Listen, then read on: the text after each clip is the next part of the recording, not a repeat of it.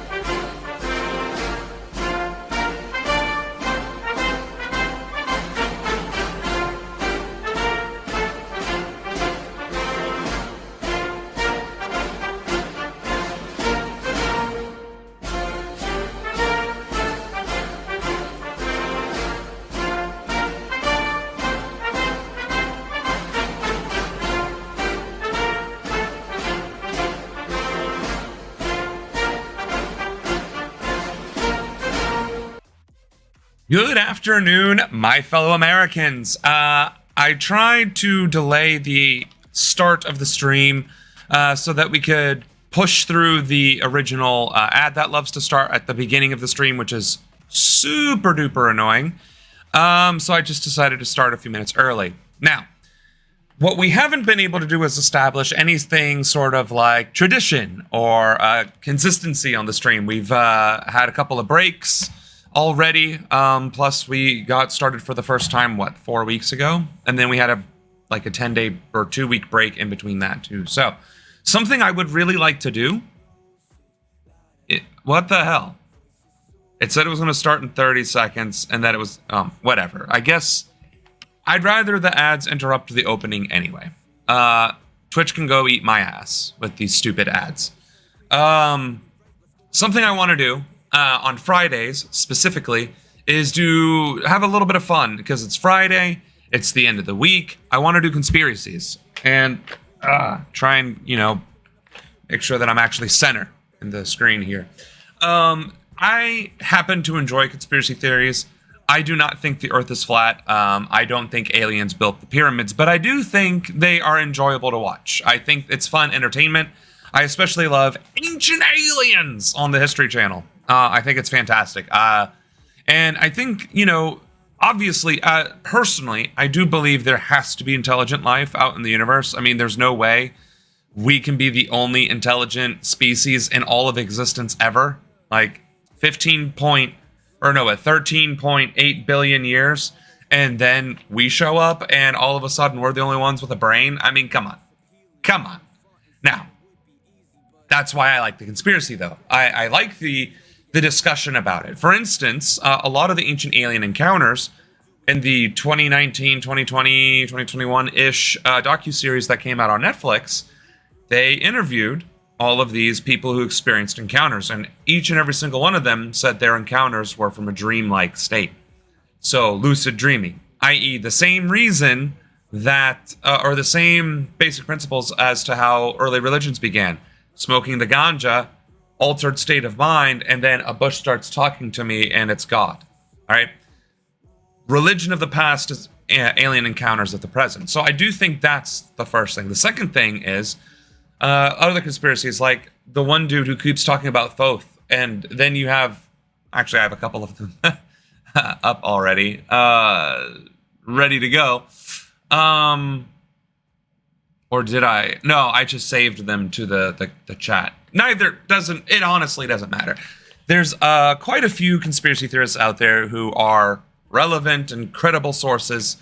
One of the Logan Paul brothers hosts a podcast that hosts one of the UFO guys who claims to have worked with superly classified, extraterrestrial work, because if that was actually a thing and he was divulging that information, he'd immediately be charged with treason for leaking classified information, right? All that to say, that's why it's a conspiracy. So I do want to add elements of that. We might do that in conjunction with the gaming. But obviously, we have something important to do on this stream other than look at my beautiful visage and work towards becoming the president. I am going to change my channel name from Secession because the few interviews that I have done where I pitched secession, I was like, you know what? Nobody knows how to spell that. And it doesn't make sense. Like, if you sound it out, secession, you might be able to sound it out, but we need an easier name.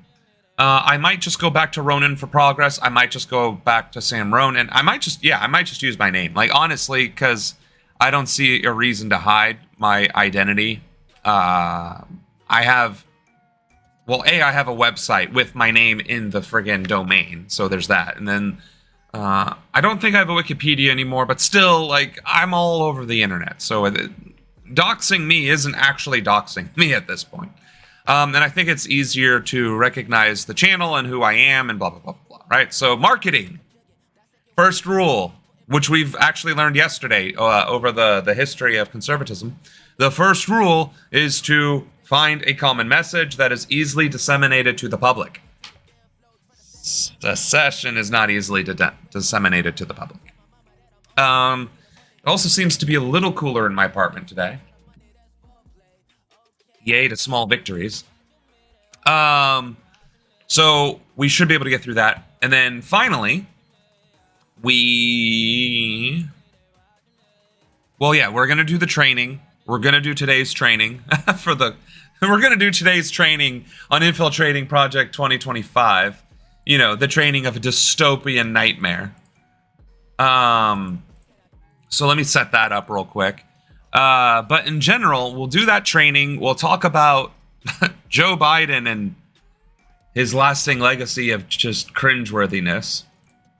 And then we'll do some fun little conspiracy theories. So, key without issues, further particularly ado, on foreign. Did I delete it? Why do I keep deleting it? Probably because it just makes me nervous that it highlights my web browser. Let's see. Let's see if I can just easily... That's the PDF. That's what we want to watch. Oh. Oh. Okay, I found it. Cool. So we just need to change the window to this. And then I need to resize the window. Okay. So why is this not fitting the way it did yesterday?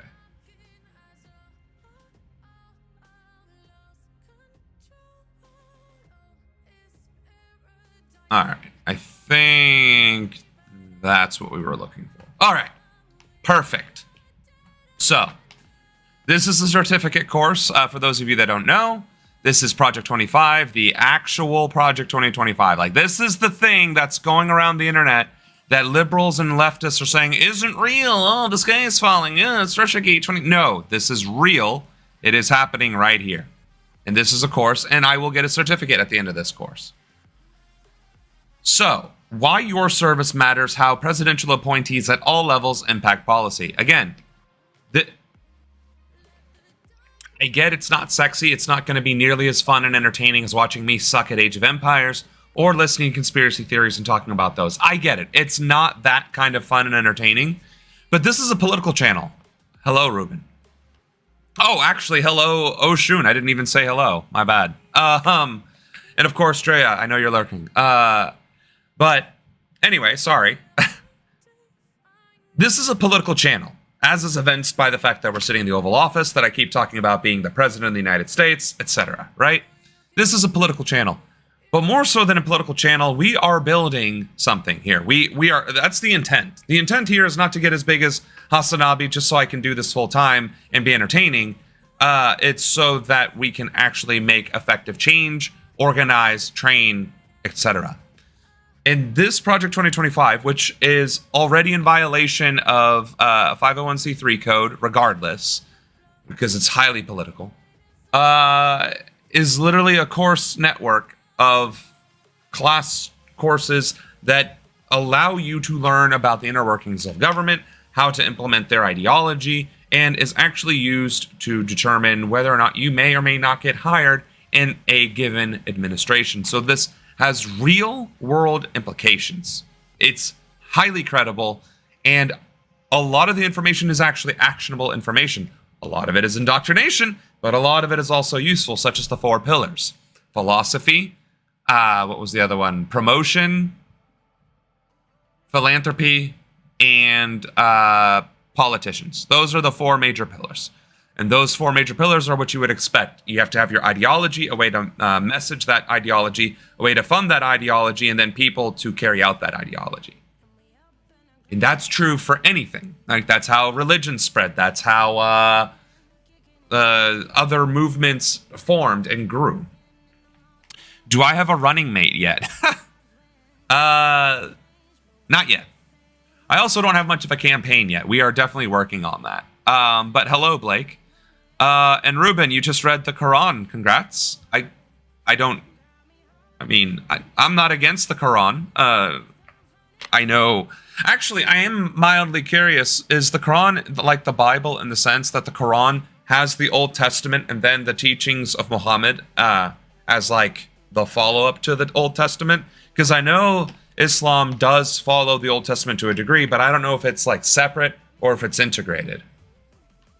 No, it's not integrated? Well, I'll let you finish that up. The main takeaway here of what we're doing today, in the beginning of our streams, from now on, is infiltrating Project 2025, to the point where if I actually get a job offer from these people, we're going to take it and we're going to stream that too. Like, we're infiltrating, buddy. We are doing CIA Black Ops spy stuff.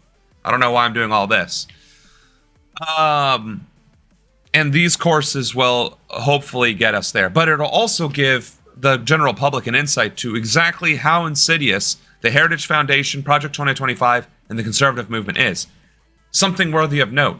Project 2025 and the conservative movement in general integrate all forms of conservatism, whether it's your traditional conservatives and including the alt-right.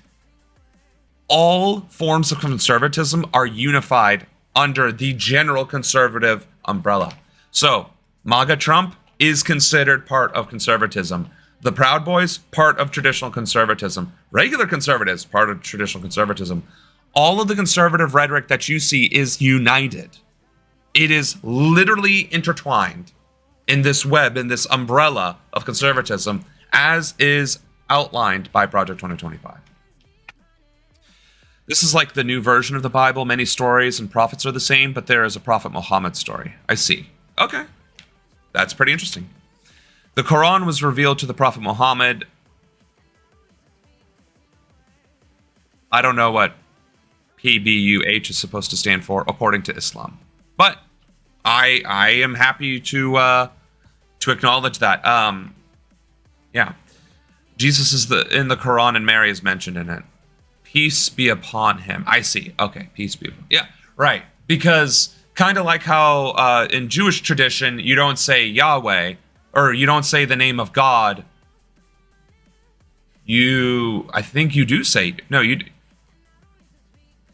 it's something with the Tetragrammat. You show some sort of veneration, and you don't spell out the word God or the name God. But it's like a YHWH. I don't know. You say Adonai. That's what it is. Right, Adonai. Like blessed or revered one or something like that, right? Yeah. But you can say all other positive names. Some even said GD for God in Judaism. Right. So I'm familiar. I'm hip with it. I'm not a practitioner, but I am loosely versed in our Abrahamic religions, loosely versed. Enough to know at least some of the core things to try and be as least offensive as possible. Episcopalian. Listen, I'm damn near an atheist, so I find religion interesting as an intellectual discourse, not as a fact or a thought system. To me, organized religion is a scam and has caused more harm on this planet than any other institution in existence, to including the U.S. government and foreign policy. To be blunt.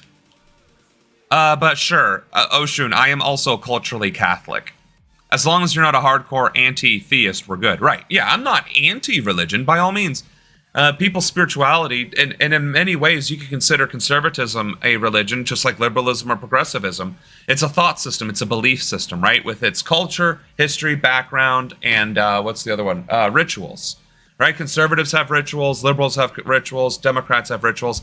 Politics is just a different form of organization and thus religion. Instead of worshiping, right, a deity, a higher power, you're worshiping an ideal.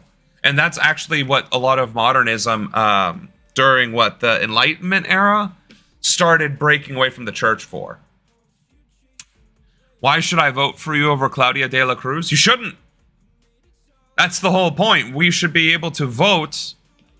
I've never heard of Claudia de la Cruz, for one, but for two, we should all have a greater stage, a better opportunity to be heard and to be seen. And that's the main element of democracy that we have lost in our country. Yeah. As long as you're not banning religion, of course not. Separation of church and state. I can't ban the church, nor should I elevate a specific religion. And if I was going to do that at all, I would hold like a weekly prayer, and every religion would have a chance to do its prayer. And out of spite, I would start with the Satanists and move on down through all of like the witches, Wiccans, and all of the mythological religions like shamanism and Odinism, Thorism. I'm trying to think, the Celtic god religion, the Norse religions. There we go.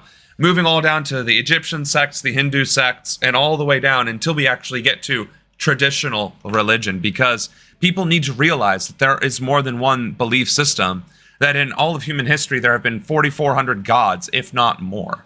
And to say that your God is the true God and then kill each other over it is asinine. All that to say.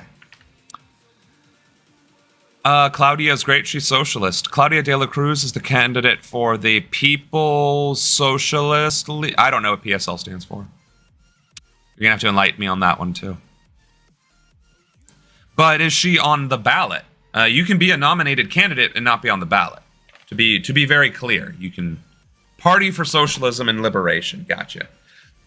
I tried actually working with some of those burgeoning third parties, and honestly, their organization is garbage, and their infrastructure is trash as well. And of course, then ideology may be fine, but their messaging is usually very combative. And what I don't understand, like the Green Party, those who are very active in the Green Party are very militant, which is not a great messaging strategy. It's like, you need to obey us, you need to vote green, or you're a loser. It's like, okay, then screw you. And your party and the horse you rode in on, right? She's on the ballot on a lot of states and a write-in on others. Cool. Claudia de la Cruz. She does look familiar. I think I have seen her across the gamut once or twice. I think I do recall seeing her in places and things. Party for Socialism and Liberation, Marxist-Leninist Party in the 2024 presidential election. Their policy program includes a pledge to support reparations for Black Americans, institute a single-payer healthcare, end all U.S. aid to Israel, forgive all student loan debt, fully recognize Native American sovereignty. Awesome. I thought I was the only one doing that, actually. And honor treaty rights, cut the U.S. military budget by 90% and seize the 100 largest corporations, expand public transportation and use taxation to eliminate billionaires.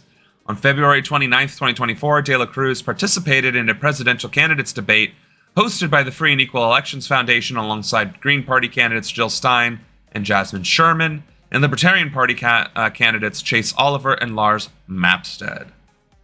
In March 2024, the South Carolina Workers' Party voted to place De La Cruz and Garcia on the state ballot for president and vice president. That's pretty cool. They want to nationalize Amazon. Honestly, I'm here for it.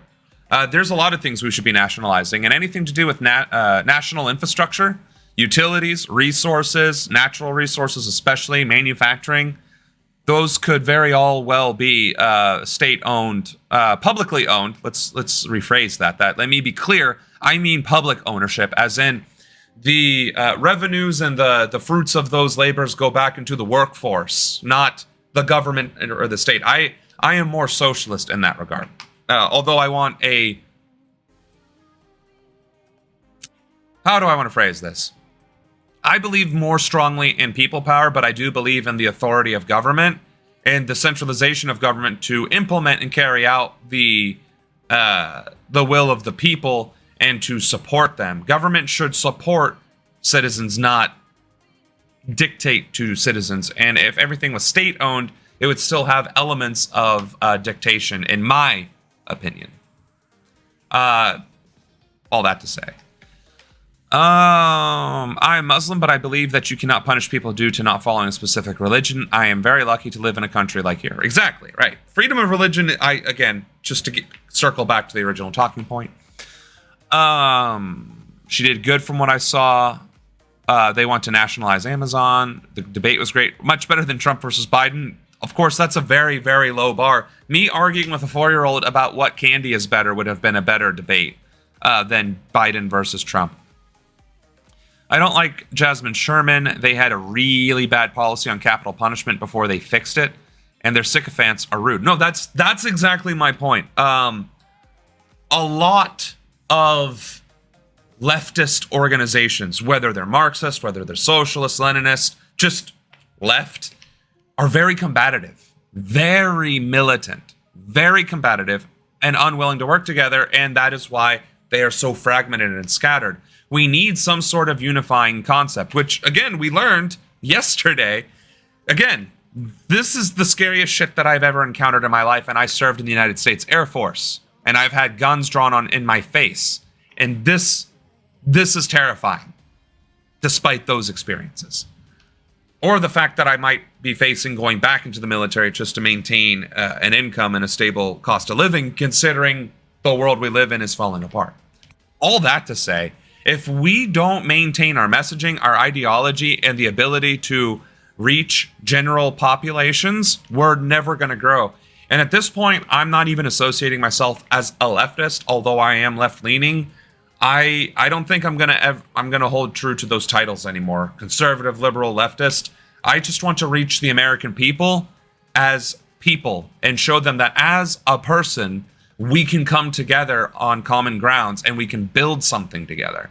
And I think that is what we are ultimately missing, and why people do latch on to populism like Bernie and Trump, but then find themselves mired into party identity. All that to say, I don't think we need a new Workers' Party, though, because we have so many already. Right, that's exactly right. What we need is a mechanism, an infrastructure, if you will, that allows you to navigate all existing infrastructures already. So, for instance, the Green Party has 0 state and 0 federal offices, but they do have some in the state and the local.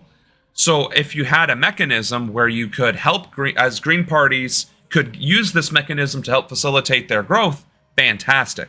Same thing, if you're in a deep red county, you can't run as a Democrat, you can't run as an independent, you have to run as a Republican. There needs to be some sort of infrastructure in place for regular people to infiltrate. And if we can't infiltrate, we're never going to undo the harm that is being caused by this. Why? I don't understand the question, Ruben. Are you saying I was stationed in Japan? Because you're correct, but I don't recall mentioning that on stream. Is that on my biography? Of course, I do want to get to this training. I did? Great. Call that autism. That's wonderful. I guess I'm not going to be any better than Biden at this rate. It's time.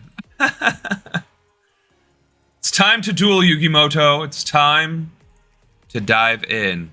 It is. It 100% is time for leftist unity. That time was obviously a long time ago, and it is also today, and it is also tomorrow. So, in that spirit, let's learn. about how. Now listen, before we get started, and we're going to have 34 minutes of this. Before we get started, I want to be very clear. There are some scary things that are going to come up in this. There are going to be some indoctrination things that are coming up in this. There's going to be a rewriting of history in this. But there are also going to be valuable, viable pieces of information.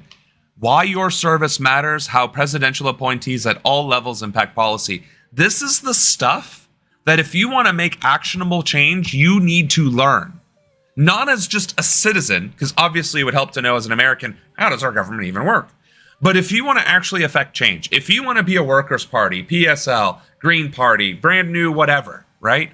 If you want to do these things and actually be successful, please learn and pay attention. You don't have that honeymoon period for very long. Maybe 100 days. Oh, we didn't have our patriotic intro? That you deserve to win that election by fulfilling the promises to the American people. Is there captions at all?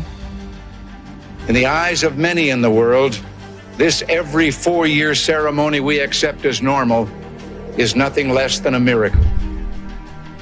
All right, we can skip ahead a little bit. Oh, by the way, I just love to highlight the fact that in America I just love to highlight the fact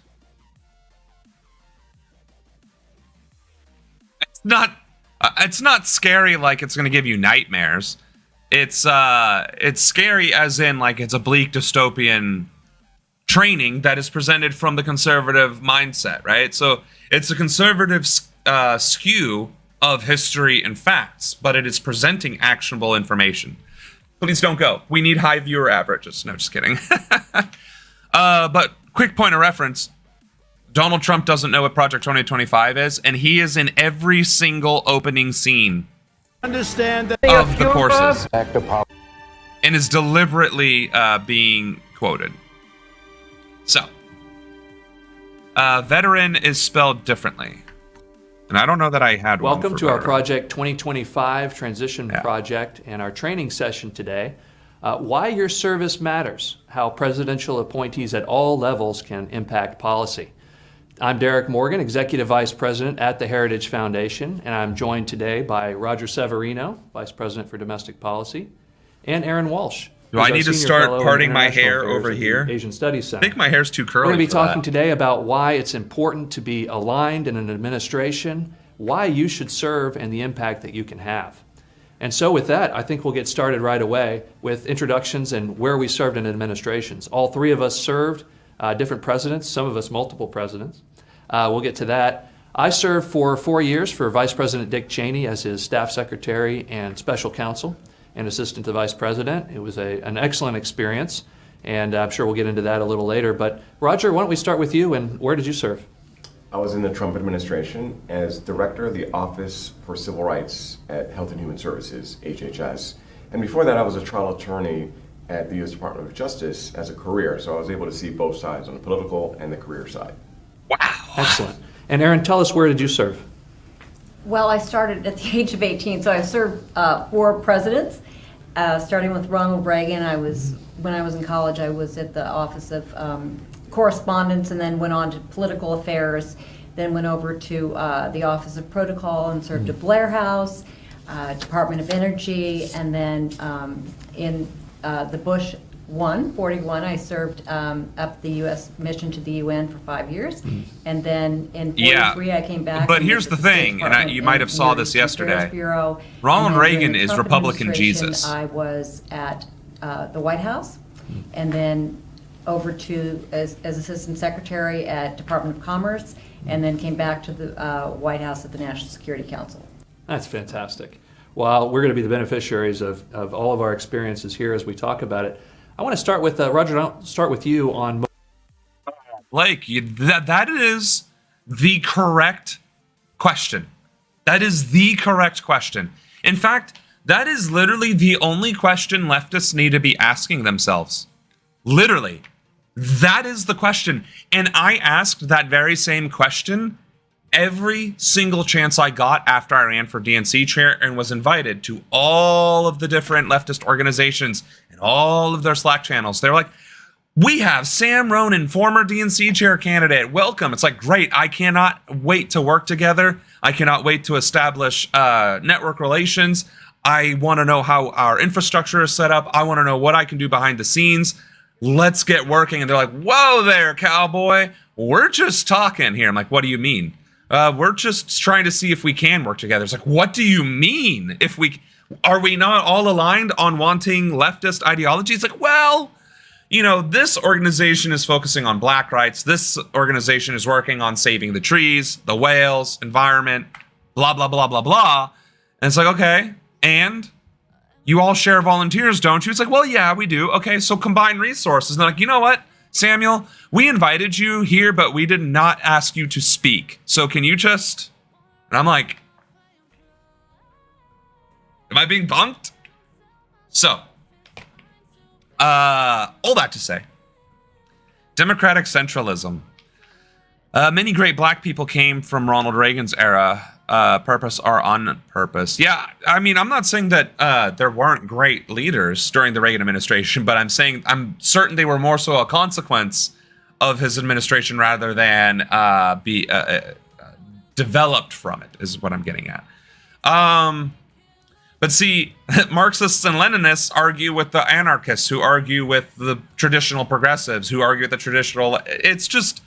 I'm not saying you are the problem. I'm saying the organizational blocks in general are intrinsically the problem, because intrinsically, as a baseline, they don't work. You know what I'm saying? They don't work together. But to your point, we could literally spend the next 5 years talking about this and probably accomplish the same amount of good. This is another reason why I want to go through the training, showing what it looks like when an ideology comes together, even if there are specifically different ideologies involved, right? Alt-right is not the same thing as traditional conservatism, which is not the same thing as Tea Party, which is not the same thing as MAGA, which is not the same thing as whatever else. But they all come together. Christian nationalism, right? They find their way in there. Economic conservatism finds their way in there, right? A lot of the different conservative blocs have different issues and policy concerns, and yet they still come together under the umbrella of conservatism.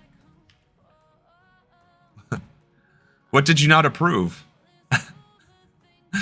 The first black artist who got invited to the White House was Michael Jackson in the Reagan presidency. Sure, but that doesn't mean he wasn't racist or did bad things for the black people. I'm just saying, like, all that to say, let's carry on. We haven't even gotten to the encouraged you to the make course that yet. step to kind of put your hat in the ring to try Do to not approve serve of the the president of the former. United States? Well, the opportunity to impact policy at a wholesale level. Here's something that's kind of stupid, though. They have all this production value, right? They're doing this course. They're setting up. This is a very important person from the Trump administration. Where the hell is his mic? And why the hell can't we hear him? When I was an attorney at DOJ, it was representing the United States, which is an amazing Like, this is privilege, stupid. But for individual cases. I'm having a hard time hearing and I him. moved from individual cases to I don't know how large-scale hard it would be for you to hear. policy, and having that impact at such a Doesn't broad it- scale, where you can It see sounds your like he's all the way over there, impact doesn't it? So many people for It good. sounds like- There's an opportunity to it just sounds not like pass the up. mic is away And from it him. turned out to be more impactful even than I imagined.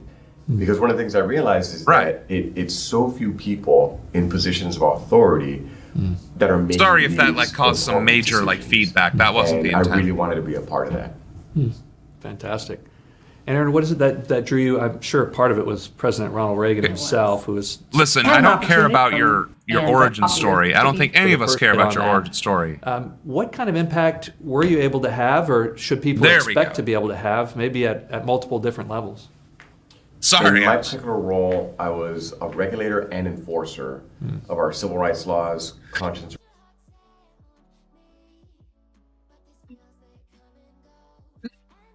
Government regulates too much and is an administrative bureaucratic nightmare. Mr. Person, to discuss how your presidential appointment actually impacts policy. What was your job? To regulate and to enforce. I want to point out that part of conservative messaging is to completely disregard reality. Civil rights under Trump, exactly. You heard that. You know what we can do? We can rewind 10 seconds. Should people expect to be able to have, maybe at multiple different For levels? posterity. In my particular role, I was a regulator and enforcer of our civil rights laws, conscience and religious freedom laws, and health and privacy laws as well.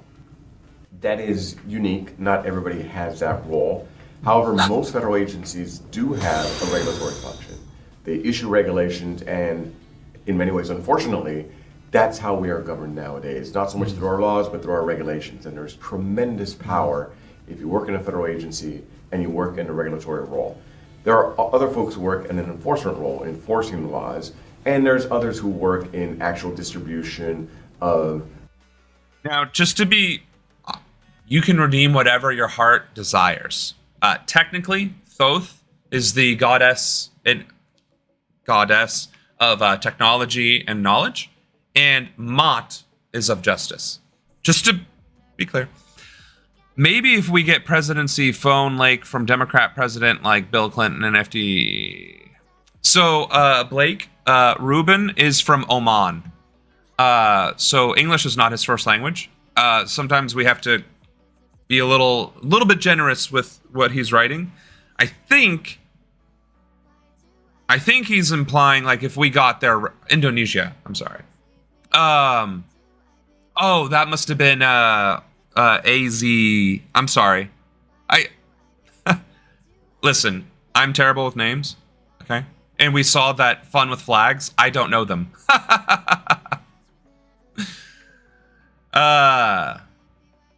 FDR. No, FDR was racist, unfortunately. That was one of his definitely social flaws, was that he very much so was racist. He did a lot of good things, but he did not like black folk. He did not like them. Federal benefits or federal programs or research and things like that. So there's all sorts of places for people to contribute, but I do think people should be quite aware of the impact of our regulations on daily life. Yeah, that's so important. And Aaron, so you start off very, very young, and you were talking about being willing to help in any way that you can. How does your expectation of the impact you're going to be able to have, how does that change with time and with experience? Sure. So Hey, but he gave us Social Security and socialism, okay? All right? All right? He also taxed the rich. He was just not a very nice person if you weren't me-colored. my last role was at the National Security Council, and that's a very different role than obviously you start out with. And I came in and out of government, obviously, and I think Now I'm actually curious. Where are these emojis coming from? Are those the stock Twitch emojis, or did you unlock them from other channels? Like, are you a sub at another channel and therefore you can use them, or are those stock Twitch? National Security Council is very much of a policy process. So it's different than being part of the agencies. It's really You're right. more, He probably didn't. if you didn't have a National Security Council running this type of process, so the Stock policies are made. I mean, the president drives the policy, but there's a whole system and process that's in place in order to follow that. Nice. And I think that is something that level of discipline that people have to have is very important. And because what is presented by the National Security Council to the president is where he has his options and can make a decision. And so that's quite critical. It is, and I think back on my own service, and you're never quite sure what your impact is, but on a day-to-day basis, one of the jobs I had was staff secretary, and so I had the job for Vice President Cheney that he actually did for President Ford, and I knew that within my scope of control was making sure that all the briefings that he got were completely factually correct and had all of the relevant information, perhaps multiple points of view fairly presented, and you had the satisfaction. Let's pause and rewind. Things that he got were completely factually correct and had all of the relevant information, perhaps multiple points of view fairly presented. Again, he was in charge of staff and meetings and presenting information to the vice president. Fairly presented. Just like everything else in the Project 2025 manifesto, fairly presented is anything that they want to have happen versus anything that disagrees with them. This is, again, it doesn't come off as indoctrination because it's that subtle. This is exactly how subtle this training is, all right? I know it seems like I'm nitpicking or trying to over-embellish or overemphasize to seem intelligent, but I am telling you right now, this is exactly how you indoctrinate intelligent people or people with patriotism and good ideas and valid thought systems into believing your horrific manifesto of information, right? Because a good person, even a MAGA Trumper interviewed saying, should we force Muslims to convert to Christianity, said, well, we shouldn't do that, but we should be a Christian nation, right? So you're not going to get somebody who's even further removed from MAGA Trump to be like, yeah, we just basically rewrite all of the information to ensure that our policy views are being shoved down the throats of not just our elected officials, but the American people as well. And that is what's being described here. And, you had the satisfaction of knowing that you've given the principal the very best information. Could I add Jump in, two please. stories of impact? During COVID, so much of the federal government was invading in almost a mode of panic. And being there during that moment, those who kept a level head made a tremendous difference. There were a couple instances where civil rights laws were being threatened, particularly with the questioning of rationing of medical care. There was the idea that we're going to run out of ventilators. What are we going to do? Who's going to choose to live or to die? Those questions. And again, it was a very scary time in our history. Some states had triage policies that would put people with disabilities. Mind you, that the only reason why we had shortages on all these supplies is because the Trump administration gutted the stock that Obama had actually put it, or I'm sorry, the mechanisms that the Obama administration had put into place to deal with a pandemic should one come out. So because the Trump administration was being petty, they literally caused the crisis to the extreme that it was. This is how they are literally rewriting history in the training, presenting their alternative facts because they're fair and balanced.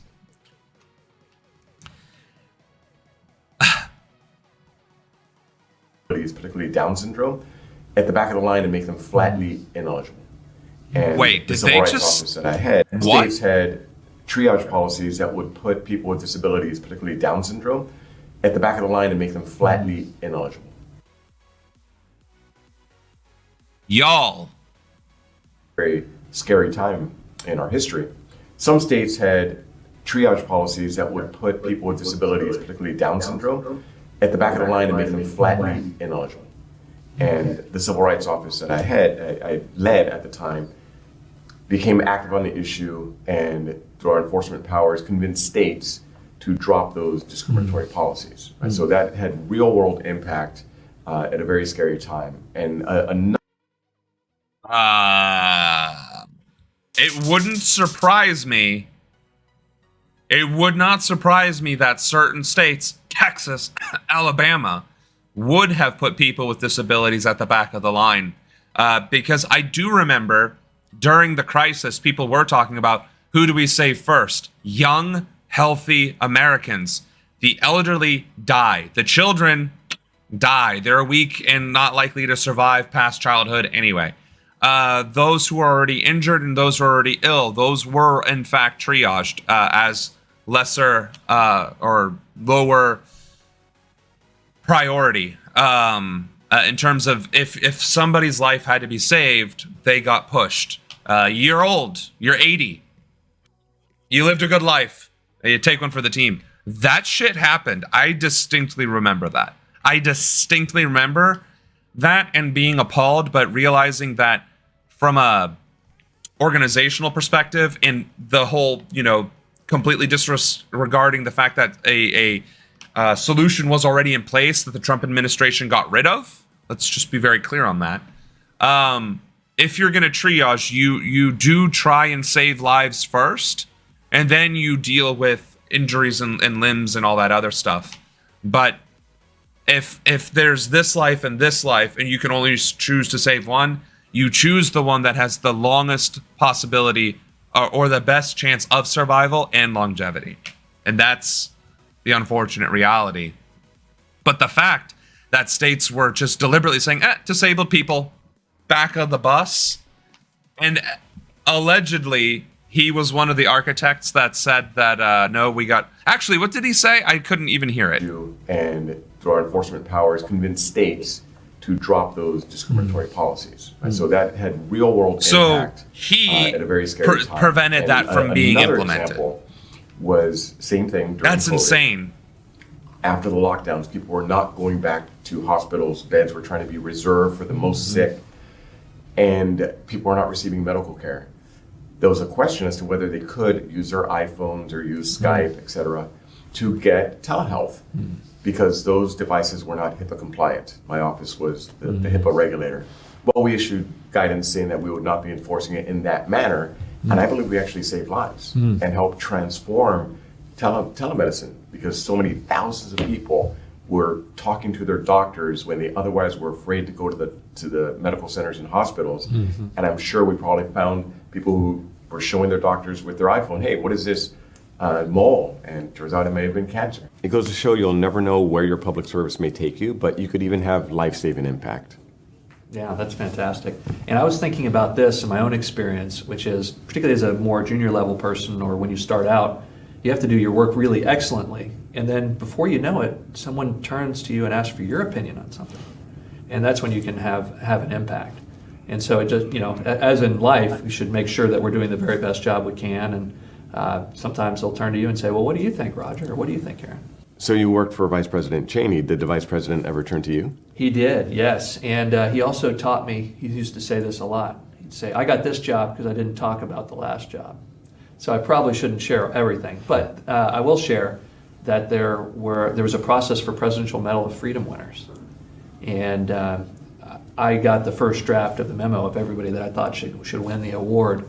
And he ended up taking some of those suggestions straight to the president. So, you never know. When someone turns to you to ask for your advice, they might actually listen too. Aaron, I'd love to turn to you and ask you that same question. On the impact, I was just going to say, the religious freedom thing. It came to us. The president's going to speak at, every year at the UN, and so there was a lot of focus on religious freedom, and I thought it'd be wonderful if the president could speak at the UN. No president has ever done that on religious freedom. And at the same time, from both the domestic side and the international side, we were looking at this issue, and we all came together, and domestic policy and the NSC, and really drove a religious freedom. The president signed an EO, and then went up and had heads of state. First time ever that a president has spoken on that issue, so it was really quite something very exciting. That's fantastic. And so much of what the president does is leadership, and that is a huge step in leadership. Let me ask you both, because... So, did you hear all that? Did you guys pick up on that? Talking about religious freedom. The undertones of religious freedom, whenever it's being used by Heritage Foundation or Project 2025, is Christianity. It's always Christianity. That's the religious freedom. Do you see how subtle that was? Yeah, that was the first time a sitting president spoke about religious freedom at the world stage. This is exactly how insidious their doctrine is. As we'll probably have a lot of young people listening here, and they're wondering, you both were senior folks in the administration, what kind of people were you looking to hire? What were the top 2 or 3 things that you wanted to make sure were on target? Aaron, I'll start with you. Sure, great. One of the things we were looking at is people that had experience to go into the different roles that they had in each of the department. I mean, every single department that we have has multiple layers of roles, everything from strategic communications to advanced to, in the national security side, a whole number of things on domestic policy side, the same thing. So we're looking for people that have had academic or real world experience in those areas, and then we look for someone that is supportive of the president's policies. They really have to be totally in line with the conservative policies that the president has enunciated through the campaign, and then obviously through the administration. So that's the most important. So it's not about who's the best person for the job. It's who is the best person for the job and drinking the Kool-Aid. That is literally the conservative doctrine. Because I would argue, up until very recently, most Democratic administrations have, for the most part, picked the person that was best suited for the job, whether they were conservative or liberal-leaning. Conservatives, though, on the other hand, they're like, nah, you're either with us or you're against us. And if you think about it, that's consolidation of power. That's guarantee of power. And quite frankly, it's what brought Project 2025, the Heritage Foundation, MAGA Trump, and all this other crap to fruition. By consolidation, by working together, by adapting and overcoming differences for the common goal. Religious freedom is to conservatives as positive Christianity was to the funny mustache man.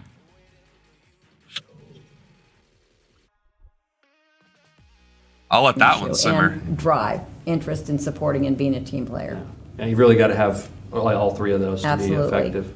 Roger, anything you'd add to that in terms of the folks that are listening to this? Like, how could I make myself more appealing to a mid or senior level person? You have to be willing to be flexible and willing to sacrifice. You have to be flexible and willing to sacrifice your morals.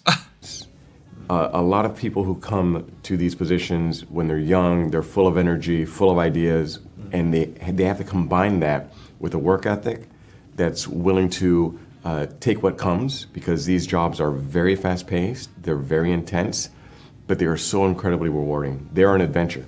When I would be interviewing folks to work under me, I'd get the typical questions. What's a day going to be like in this role? And I would do my best to explain it, and then I would tell them, but a month from now, it's going to be radically different.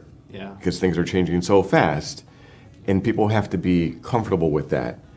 But I did tell them this. I said, I can't tell you what's going to happen 2 months from now, but I could guarantee you'll be telling your grandkids what you have done after you've served in the administration.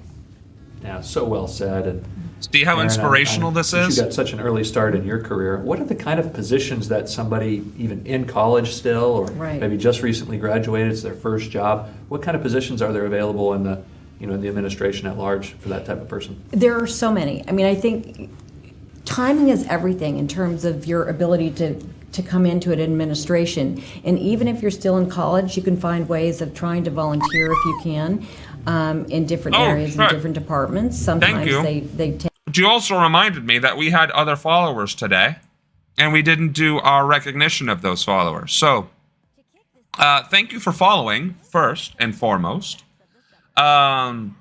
Chris Jack 81.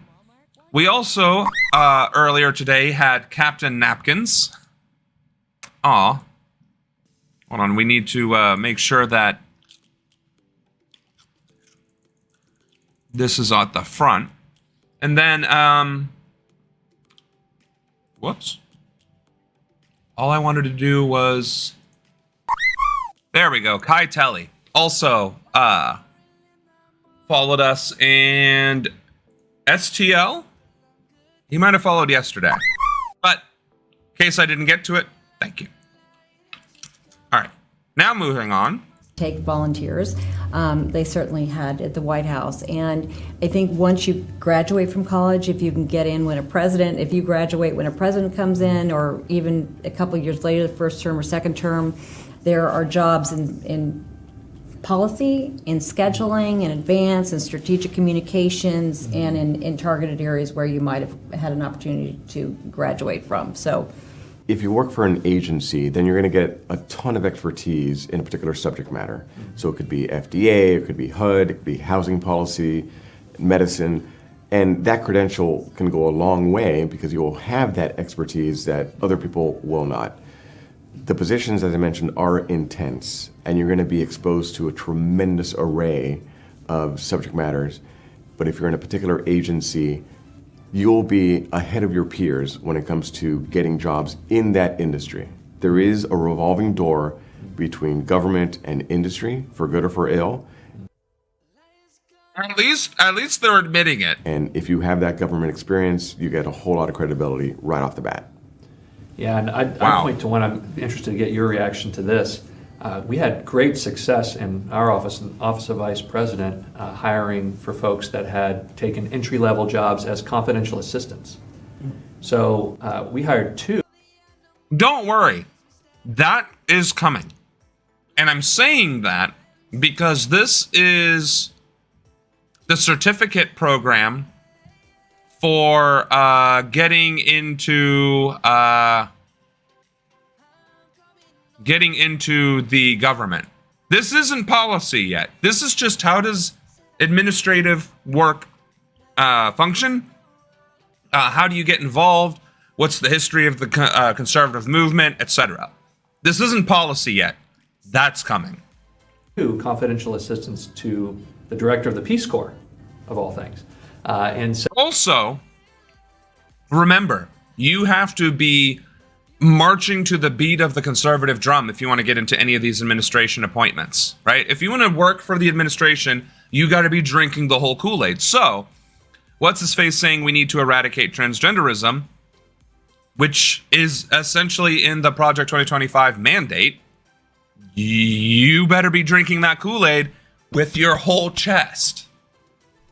So it's implied, but it hasn't been discussed yet. So, because a confidential assistant is somebody that's got that dedication, that drive, normally they've got that commitment, that excitement, and they're having to make a lot of personal sacrifices, because particularly in that particular case, they're all over the world. I'm actually surprised that word isn't and that's banned. the person that's right by the side of the director, who's helping with everything from logistics to policy and everything else. That's a really good training ground. And it's also one where there's a premium on willing to sacrifice. What is this quiz going to be about? Having the kind of personality that would keep things in confidence and so forth. That's a really good training ground. And then you can go from there. You've shown that you're loyal and that you work hard. I don't think it's in the mandate. And you can deal with a principal. But it's implied, and other people they're heavily dealing implied. with. So I would just put a plug in there for confidential assistance. That's a really good point.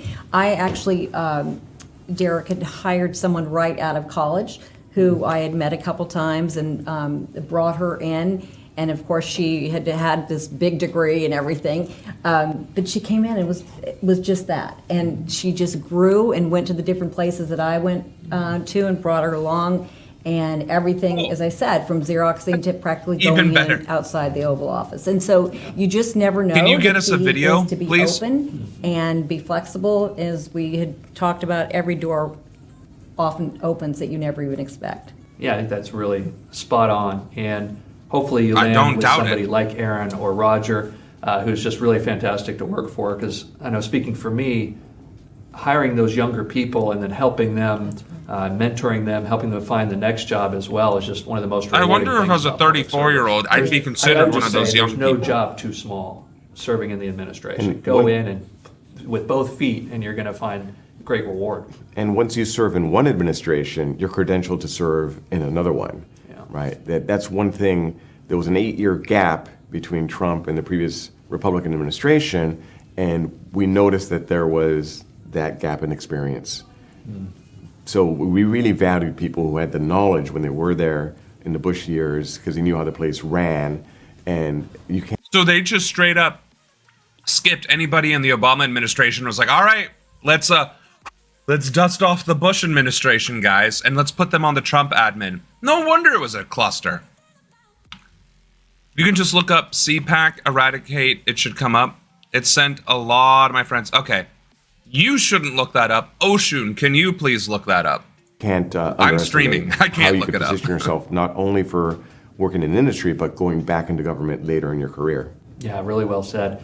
And so let me turn to lessons learned, because I'm sure there's things you know now that you probably wished you knew, Aaron, back when you were in grade school and started in your first administration. Or maybe in between your jobs, like going to the NSC, that's a new thing. Like were there things that you learned there? I'm sure there were. But maybe 1 or 2 lessons learned, I'll start with you, Aaron, of things you wish you knew before you started. I think really what I learned is, as Roger said, you don't know how flexible that you actually have to be. Yeah. Even though you might say, oh, I can be here 18 hours a day, and oftentimes you are or more. just the pivoting from issue to issue. It's like going from lily pad to lily pad, and you've just got to be on it. So if you can have anything thrown at you, and I think that the flexibility is something that's really important. And also energy and optimism, because some days things just fall apart at the seams and you think it's your fault, or you think the thing is always keep thinking that you're just rowing the boat with everybody else. And I think optimism is key, and that goes back to leadership. And leadership Optimism when taking away people's rights and ruining the average economic ability of Americans to survive. In every group. You don't have to be sitting at the White House to feel like you're making an impact, because you're making an impact every place you are. You're part of an administration and part of a conservative movement. Yeah, that's right. Notice how they keep tying it in. No matter where you are in the conservative movement, no matter what you are doing, how you're doing it, how influential you are, how high up the scales you are making a difference. When has literally any leftist organization told any of their volunteers that they're making a difference? Unless they're donating or unless they're volunteering. When was the last time you heard of any organization say those words? Granted, I've never experienced Republicans giving each other attaboys, but evidently in their actual infrastructure, in their actual hierarchy, they do. Positive reinforcement matters. Now, I need to catch up on some chat here, it looks like. It can't be a dog whistle if they outright say it. Yeah. Democrats are such losers, not talk of building a better world or dismantling the equitable systems. Just vote for me or else the bad guys are going to get you. No, that's very true. Very disingenuous. Suspect when they say I think. Oshun found it, the video. I will open it up in a tab. But obviously I don't want to trigger you. So what I will say is, before I actually play that video, it'll be after we're done with this training, but I will play that video and I will give you a chance to mute or do whatever it is you need to do, because I do not want to trigger anybody. That is not the intention. The whole point of sharing that video is to highlight just how disingenuous this training is compared to the actual rhetoric that is being espoused, and how that even though that rhetoric is reprehensible, it is still considered part of the conservative movement. Okay, I just wanted to make sure. Biden and Kamala talking about how Biden expanded and strengthened, as if that's something that helps Americans. NATO, you mean? Yeah. Yeah, it's 30 seconds every hour. That is, you, as an affiliate, you cannot turn off ads. Once you accept affiliate status, which allows me to do subs and which allows me to do emojis and stuff like that, you have to run ads. So it's just a pain in the dick. That has to be done. So we will. I have that clip ready to run. Let's get through this, really great, and then we'll. It's a really good one. We'll get into the another CPAC. thing I think that is good going in is to really build that network. And by the way, I'm not asking for money, but I do know that some of my consistent viewers, some of you guys, are subscribing to the channel just to avoid ads, even as few as they are. I am appreciative of that, but I'm not going to ask for that, just to be clear. Network of people that have a broad array of experience and knowledge that you can call on when you're there. It's like, I've been presented with this issue. Out of my comfort zone. Me being but vulgar I on know 2 or 3 stream people I can as call. future president. Probably a lot of them work here at Heritage. But then again, I could literally say, I'm going to grab him by the pussy and still run for president. So me saying it's a pain in the dick is honestly mild in comparison. Or one of our 45 partner organizations. That's right. And so building that network before you go in is also critical. And you do all along. As Roger mentioned, coming in and going out, like I personally have, and many people have. The people that I met at the beginning in the first administration, the second, the third, and the fourth, those are all people that you're going to know, even if you come. I think the left actually does do networking fairly really well. Hope so many people do. But it's not a just lot the of Washington gatekeeping inside the Beltway game. That's not what we're looking for. Move to the kick next if you want. administration really wants people from across the United States. So even if you come for a couple of years and serve, or in the second part of an administration, Oh my everybody's God, welcome. right? And I think that's the things that you're bringing. Oh, to the Lady States Damon is Vu. critical. Oh my And goodness. I forgot what that sound stood for, but it was for a sub. So much appreciate. And welcome to the channel. I know you're a very busy lady. I truly appreciate that. Work is so important. So you have to be part of the conservative movement as a known quantity to a decision maker who will be able to hire you. And that's why this project is so important. We're trying to connect as many people to give them the tools. No. Well, I think there is a sub goal on the page. Yeah, 5 out of 10, I guess. And when we get to the 10th sub, I think I get to add a couple more emojis. But as for like the 300 subs, so you can get a higher level of income, I'm not even attempting to do any of that shit. I guess. I don't know how this works. And in all actuality, once this channel gets to a point of actually raising money, I am literally going to direct people to my campaign page, because it's non-profit, it's untaxed, it'll actually go to the thing. Because even if you donate, like if you go to the About Me page and you click on the donate button, it goes to the streamlabs.com/secession.tip. And I'm pretty sure there's still a charge that comes out of that.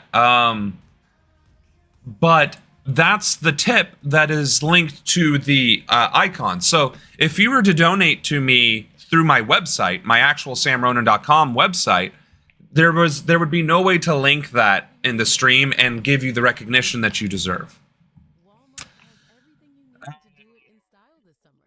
I'm just explaining how I understand the system. Are you a New Yorker? Nah, she's from Arkansas. So that they will be part of that network. So when the time comes, you will know that person is a known quantity. They're good, they're eager, they're qualified. Let's bring them in to serve. Because one of the things you realize once you're in the administration is that time is your most precious commodity. You never have enough of it. You know you have 4 years or 8 years at best, which may sound like a lot, but we had 4 years, and we were counting the days, and towards the end, it was so many things we thought, wow, if we only had more time.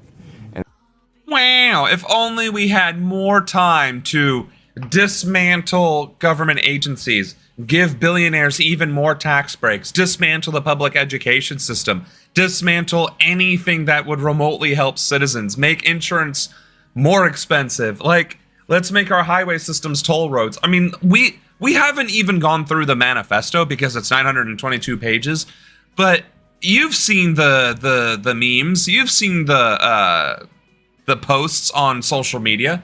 Half the crap that they're talking about in Project 2025 is dismantling anything that is remotely decent in this country, giving it over to the private sector or the church, and then giving the giant middle finger to everybody else. And that's what this guy is saying. Shucks, I wish we had more time. And that's one of the lessons is when you... Oh, am I a New Yorker? I wish I could do a good New York accent for any length of time, but no.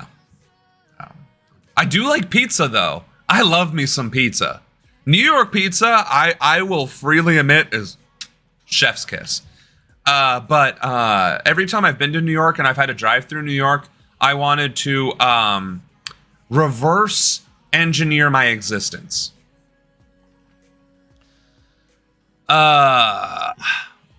Listen, ho, I ain't just a normal Arkansan.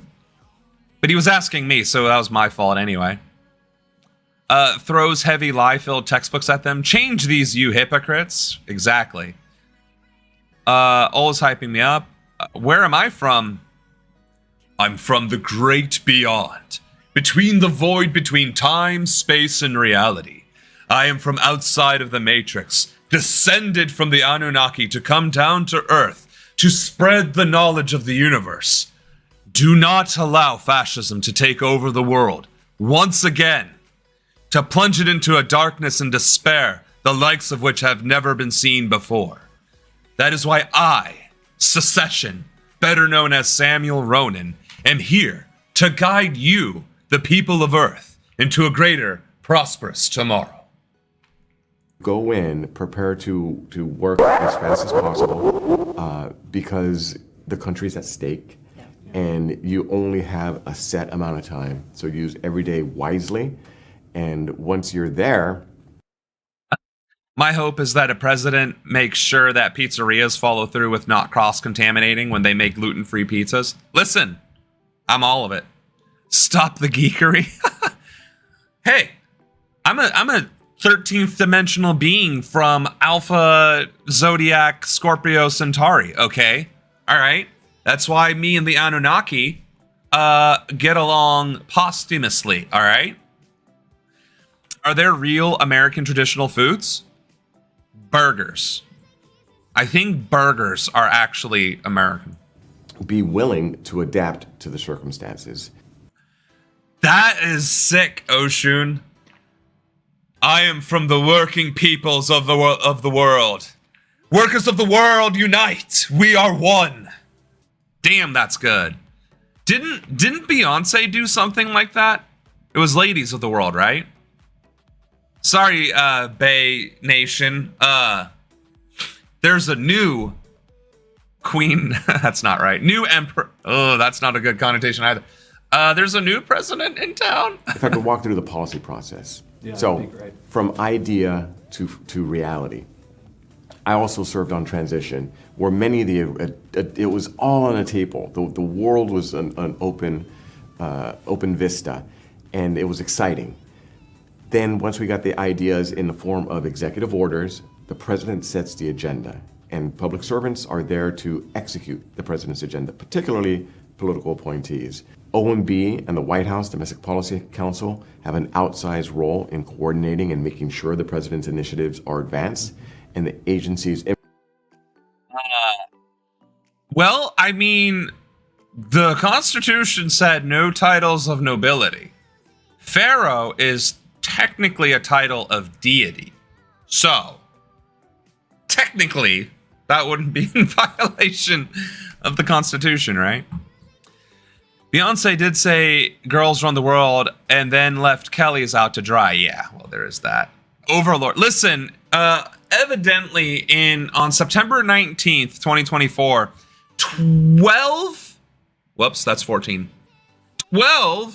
people of Earth will acquire superpowers ranging from telekinesis to super speed. So, there could be a chance that I get some sort of overlord power on September 19th. One of the many conspiracy theories that are running amok right now. In her best Valley Girl voice, oh my God, he is nerding out again. Does it really say that? I didn't know. It does. Let's see. Constitution shall not allow nobility. The nobility. Article 1, Section 9, Clause 8. No title of nobility shall be granted by the United States, and no person holding any office of profit or trust under them shall, without the consent of the Congress, except of any present, emolument, office, or title of any kind whatever, from any king, prince, or foreign state. So, that, just to be transparent, because we do believe in that, there's the link. His Excellency Samuel Ronan. Well, you can't call me Excellency because that's a title of peerage. You could, however, call me Eminence. That is acceptable terms because those have deific or religious connotation. Let's start a cult. Just kidding. Lady Demonvol, he has nerdy dreams. That offended me, even though my accent is no longer thick. Well, I was trying to think Valley Girl. You said it, not me. I was just giving the people what they needed to understand what is happening in chat. Implement, and there's a feedback. The agencies give their ideas back to The agencies Domestic that they want to Policy Council in dismantle my and circumstance, literally gut and it. OMB. Once those ideas are fleshed out, it's usually done through policy implementation with either guidance or, more importantly, regulations. And that could be a 2-year process. Drafting the regulations, getting the public comments in, More people responding to the Good. public comments, Yes. making sure they're legally We do want more sufficient people and adequate. following. And then you And listen, I'm not trying to be Hassan. I am not just trying to report the news. I am currently in the process of infiltrating Project 2025. I am also trying to educate anybody who is watching. This is the kind of crap we are up against. And if we don't do the similar things for our goals, such as universal health care, workers' rights, and I don't know, a safe workplace, childcare being accessible, and I don't know, women having a ownership over their own bodies, then we have to learn to organize, right? And some of this stuff, scary, right? Like in past everything he's been saying. And that could be a 2-year Listen process. to this. Drafting the regulations, getting the public comments in, responding to the public comments, making sure they're legally sufficient and adequate, and then you litigate them. Because if it's anything of real impact, there's going to be some divisions, and we're a very litigious society. It's going to be so they're lawsuits. they're talking about we have to make sure that the policy we can shove down the people's throats can also be legal, and so that's the point, right? Plus the insidious nature of the training but everybody else, whether you're left, whether you're centrist, whether you're none of those things, has zero organization. There is zero infrastructure for regular people like you watching to actually get involved in the political process unless you already have money or already have a following. And that is what we are trying to build here, that network, right? The 4 pillars, we might even start adding that somewhere on the channel. The 4 pillars are philosophy, which is basically the rhetoric, the publication, which is the delivery, right? The philanthropy, the funding, and then the politicians, the people that actually implement it and get it disseminated out to the voter base. I consider myself more of the philosophy pillar and the politician pillar for obvious reasons. I want to be the candidate, right? But my values and philosophies are a mix of conservative and liberal, right? And then probably centrist in there too. But fundamentally, my goals and my values are to improve the lives of citizens, right? And to ensure that rights are granted, and not just granted, but guaranteed. And just like some of the other candidates out there, they want to ensure that that also gets extended to our brothers and sisters of indigenous peoples in America, granting them sovereignty and empowering their sovereignty and so on and so forth. I want to take that a step further. I want to grant indigenous peoples that meet the qualifications statehood, so that they have not just implied sovereignty, but direct access and direct determination in the legislative processes that shall dictate their own futures. All that to say, I will take nobility title since I'm not running for office. No citizen, I believe. And no person holding any... I take it back. I guess you can until you run for office. You're right. I read that too quickly. The government cannot afford it, but you could receive a title of nobility.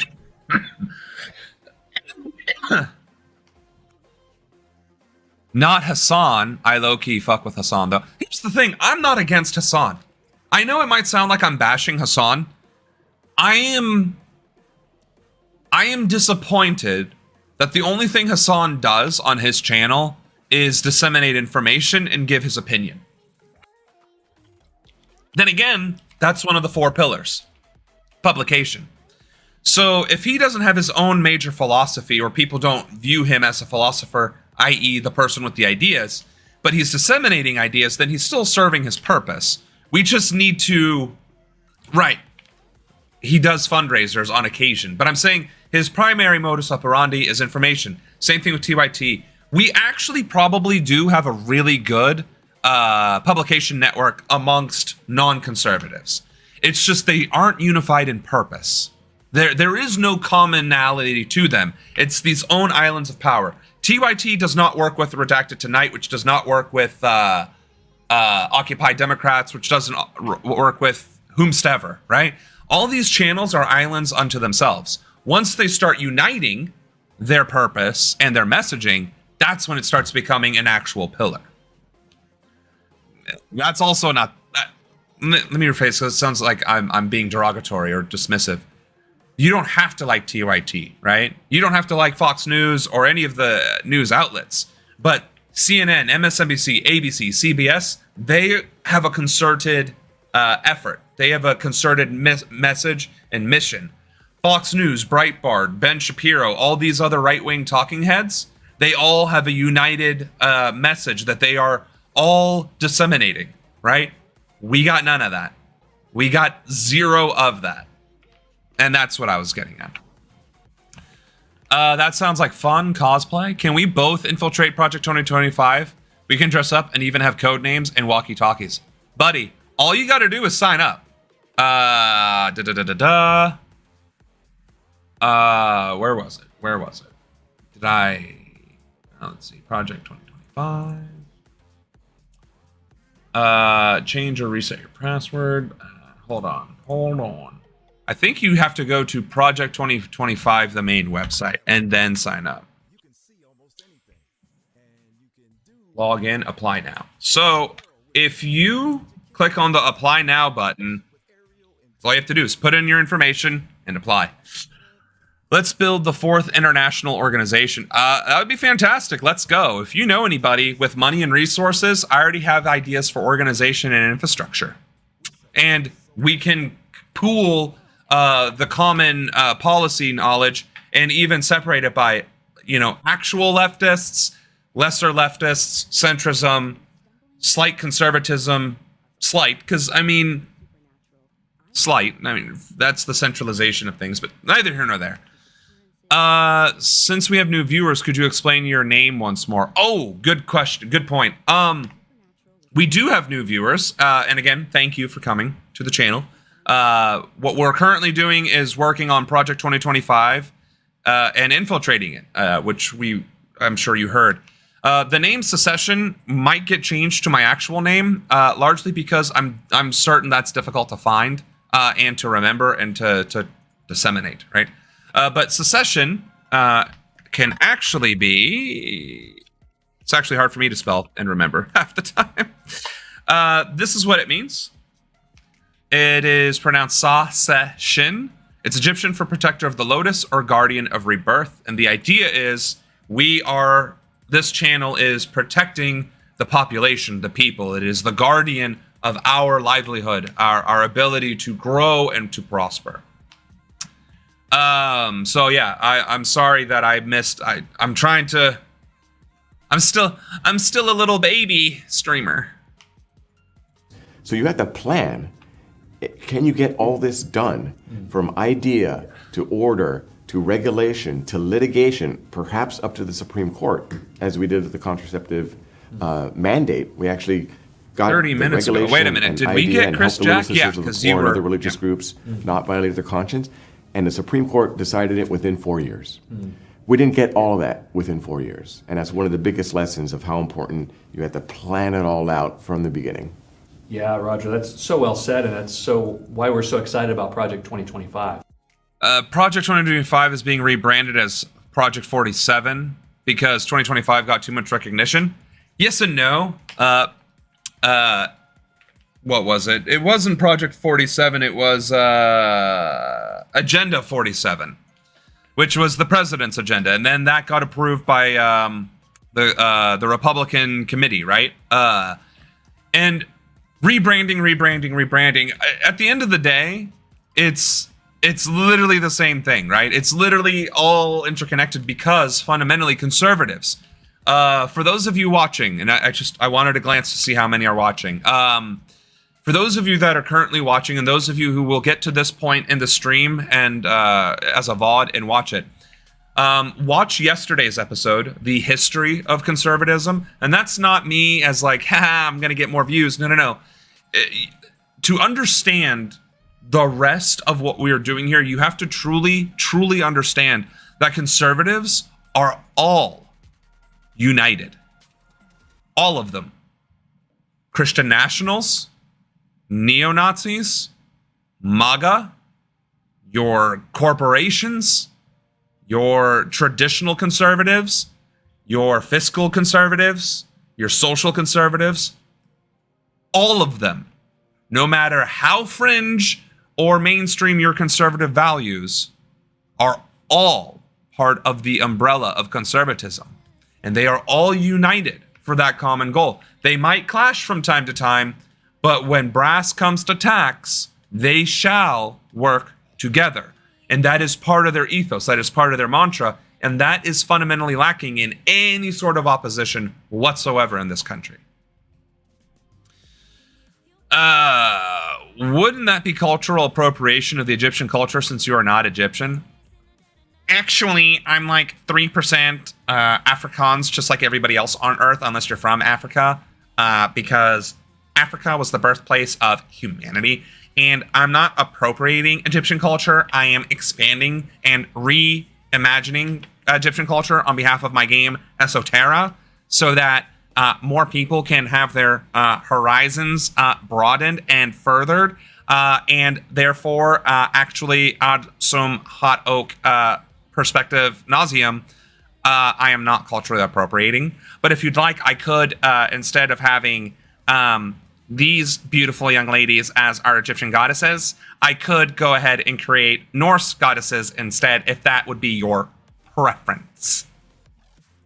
To try to do as much of that thinking in advance so you can hit the ground running. I wanted to talk a little bit about timing issues, because you just mentioned that it can take a really long time to get all the way through that python of policy process.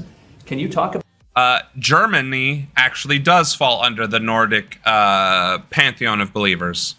Thank you, ma'am. About the importance of hitting the ground running a little bit, both the White House and also in agencies? That you hear a lot about the first 100 days or so. How would you categorize that timing? It's key. challenge? Every president has a honeymoon period right after the inauguration.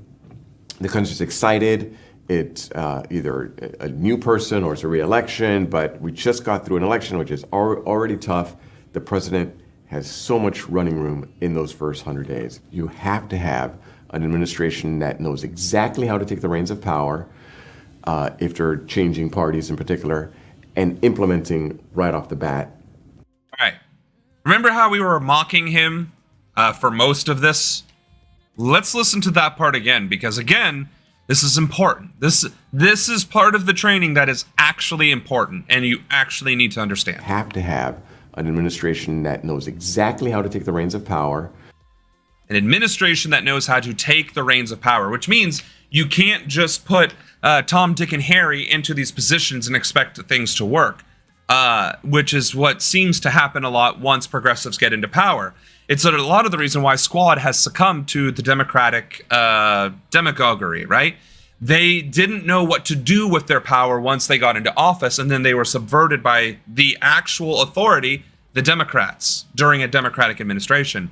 The Republicans, and through this training, I might add, are trying to mitigate that by saying, all right, if you happen to find yourself in a position of power in a hostile environment, i.e. against the opposition party, this is what you need to do, and this is how to do it. That is what this training is ultimately about, and this is what he's highlighting. This dude is so ugly. I'm sorry to be that guy, but he is. I don't mean Sam. I mean...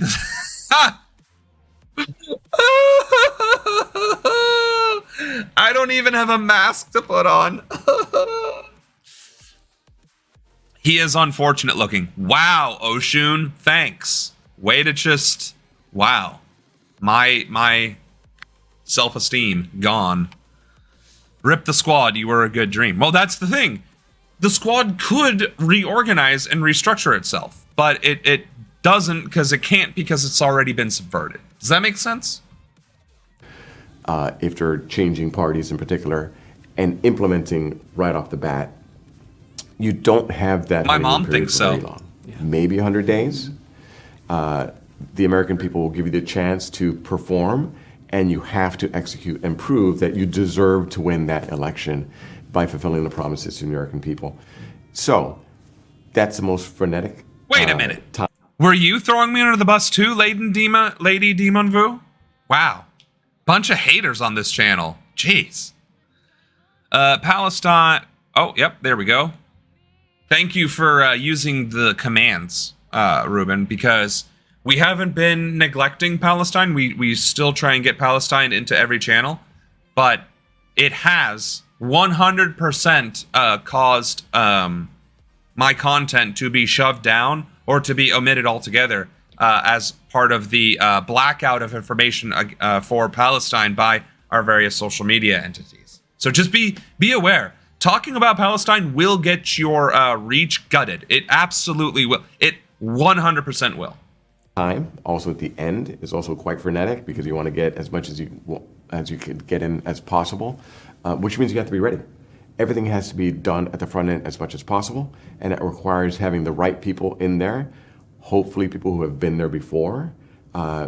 In my experience, it was a learning curve, and that took time, right? And again, we had an 8-year gap before we switched parties in the White House, and it took some time to get up to speed on some things, but we were able to work hard and get it done. And next time around, we're going to be even more prepared, and I'm excited to see what's in store. And Aaron, I want to hear from you in a minute, but I would just say to continue to watch and learn on these training videos that'll really equip you, whatever agency you're going into, Demon Vu. or White House office, to know what to expect that first day. And knowing what to expect is really half the battle, or more than half the battle, and then doing that thinking in advance, which the policy proposals in Project 2025 will do. So I think we get the recipe right. Now we just have to execute on the cooking. But Aaron, what would you say about timing And look, considerations? they even have good and how important analogies. is it to get that running start for folks that are going to be going right into an agency, for example? Absolutely. First of all, I think this Project 2025 is unprecedented.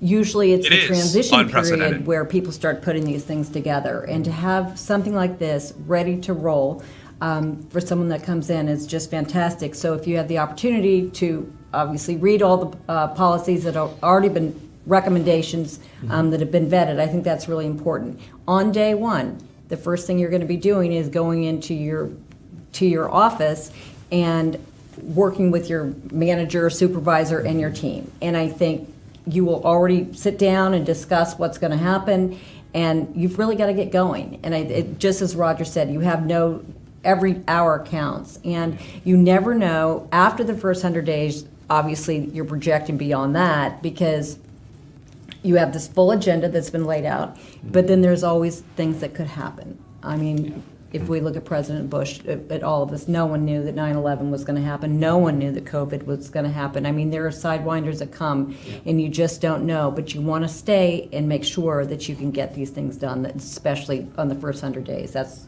critical. And that's the main thing.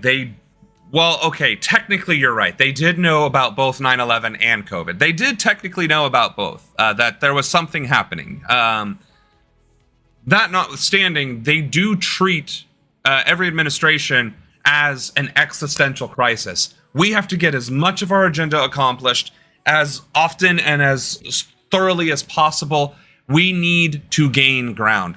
To them, every battle is a war that must be fought and must be won, even if it's a war of attrition.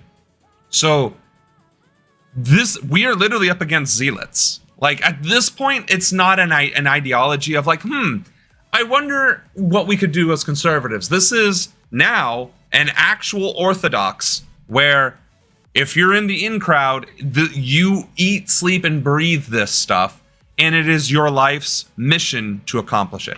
That is where we are with this.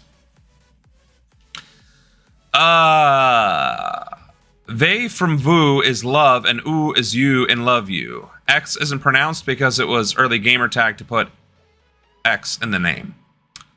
They knew. So technically, Vu is not a word and can be pronounced whatever, but Vu is easier to say. So why are you bitching at me? Scientists knew, yep. Unless it's something they like, then you better not try a war with them. Exactly. I literally remember reading in the news, we're due for another big pandemic. Exactly. And then we got Russia and American conservatives. Right. And that's the thing, like, technically, conservative ideology always ends up towards fascism. It might start off somewhere in the Overton window, and then goose steps over to fascism. I want to point out a lot of the commands that you were just writing don't exist because there were a limited number of commands that I could even create, unless I want to pay for them, and I don't. But the commands that I do have were supposed to be a mix of gamer and political. So, for instance, Command Castle is supposed to be a joke for Age of Empires, but obviously we're not a Age of Empires channel. We usually do that at the end of our stream. So that's why things like Cuba and what was the other one I just saw? It was like Cuba and Ukraine. They didn't make the cut because I felt like emphasizing Palestine was more important, was a higher priority. The war in Ukraine isn't nearly as detrimental to the Ukrainian people as the genocide is to Palestinians. And I know that sounds cold, but I was trying to, what's the word I was looking for? Triage the commands list. I have Israel on there as well to highlight that they are part of the problem, or that they are the entire problem. So yeah, there's 25 commands and I'd have to create more, so I apologize. It's still my gamer tag Sephiroth. At least I'm original. Mine isn't Sephiroth, it's Secession. That is original. Thank you. Heck, they held control over marriage, only one man and one woman for each marriage. Then somebody said this is a country of freedom, so same-sex should get married, so they threw a fit about a battle. Right. Nothing says I'm winning like dropping a castle in your opponent's base. So actually, I'm surprised that the commands isn't there, because here. That should be a base one. There's the commands list. You remember my gamer tag? Well, carrying on. That's an excellent point. And Aaron, you why mentioned isn't earlier command about, a command? We hope the next conservative administration draws from people from all over, not just from Washington. And that's an adjustment for a lot of people who are out there. So for the person who's watching this from somewhere out in the heartland, maybe they're not even in the policy world, maybe they're a small business person or a lawyer. It was off. Plumber. My bad. Hold on.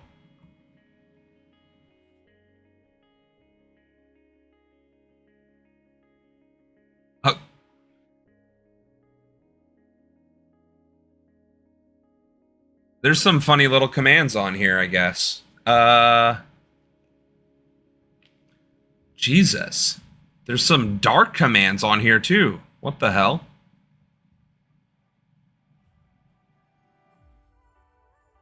Oh, that's a trial. Okay. It's also a trial. Shout out. Update. Grant? Sorry, this is kind of now getting, having access to quality health. Oh, nice. Let's go. All right, you guys. Toying around. Whoever Love it it. might be that's thinking about what could I add to this, what would be your advice to them? My advice to them would be to always feel You confident should be able that to if do you the command have the now. same, if you're aligned with the president and the conservative movement, everybody is welcome because you have something to add. All skills are welcome here in Washington, and don't be afraid to come to Washington because See? certainly the They conservative take everybody. movement has a lot more respect for the people outside who bring something, and that's America, and that's federalism. And so what you can bring to Washington is going to have a whole lot of impact, so we welcome you. Yeah, that's well said. And I think even of the director of Project. So wait, do you think me infiltrating Project 2025 as a leftist, they'll accept me as a leftist, as a lefty? Or maybe sort of centrist? I don't know. I mean, I definitely consider myself significantly more left-leaning than I do central, but according to her, there is room for everyone in the Conservative Party. Bet. Let's go. 2025, Paul I'll Dance, who was kick a that door lawyer in New York down. City. And he was inspired by President Trump and whose administration he served. And he stepped out of that world and into the personnel world. And I think he'll tell you that he's glad that he did, and I know the president is glad that he did for the service that he rendered. And really, as you said, the experiences and the outlook that you bring from outside of Washington is so critically important to making the things work. I'll know just one note. I think with President Medicaid George has W. more to do Bush, with medicines, along like with all of the wonderful prescriptions, people he and brought in, Medicare with the fantastic actual care. Tex-Mex, which we really had a right. dearth of here. But just culturally, this town changes with That's new exactly administrations. And so come here, breathe some new air, some new life into this capital city. I think is just so important and so healthy. Roger, anything you'd add on folks who are they're in a different career track? Okay. Is it So I was possible wrong. to pause Thanks and to go for and serve in government filling that in, service? Blake. And, what advice would you have? Yeah, if you have a mindset of being a change agent, that is incredibly attractive for people who are hiring in political positions. You have to be willing to say, I'm going to... Guys, new plan just dropped. We all infiltrate Project 2025. We all apply to be conservative administration appointees, and we all put in our resumes, change agent. Let's take go. my high-paying job and put it on pause, or maybe I'm going to delay some other life goal I had in order to serve at this moment now to make a difference. And there's so many obstacles. You could have a recalcitrant career employees in an agency that are trying to impede the president's priorities if they disagree. You could have infighting among political appointees as well. So you have to have a thick skin, but you have to have that guiding star of, I want to come serve to help the country and implement. Here's the thing. Again, a lot of what this man has said has been garbage, but we need to hear that again. Disagree. You could have infighting among political appointees as well. So you have to have a thick skin, but you have to have that guiding star of, I want to come serve to help the country and implement the president's policy. Stop arguing with each other on the internet. For the love of God, stop it. Stop it. Stop it right now. Your infighting and your arguing and your whataboutisms and your gatekeeping is hurting your goals and your initiatives more than Project 2025 ever could. Because of that infighting and that gatekeeping and that inability to work together, Project 2025 exists. So if you really think about it, our lack of being able to be adults and work together is exactly why and how Project 2025 exists. I want to conserve YouTube supremacy and traditional family values. Oh, white supremacy. And if you have that drive, you're going to be okay. That's And exactly one other thing I right, would pop add on the culture. personnel side, That's why we're doing I saw this. good people who had that sort of drive taken out of consideration because they said some irresponsible things on social media. I was wondering what YouTube supremacy and that's a was, very but important thing to be aware of, that you will be vetted on your history of social media use for the good and the bad. If you've shown courage and grit and stood up for the right conservative principles, that will be a plus factor. If Right, you've done conservative it in a way principles? that is reckless, that may be a negative factor. So be very sensitive to what you do in social media.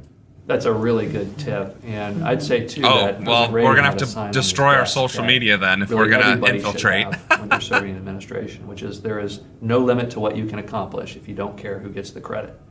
And I think that's so true. That when you're having success, spreading around the accolades is really, really important. And just remember, it's not about you; it's about the president and the country ultimately. And I think that's one of the things I think we should end on is you both are. Notice the emphasis on president. They said, oh, and the country.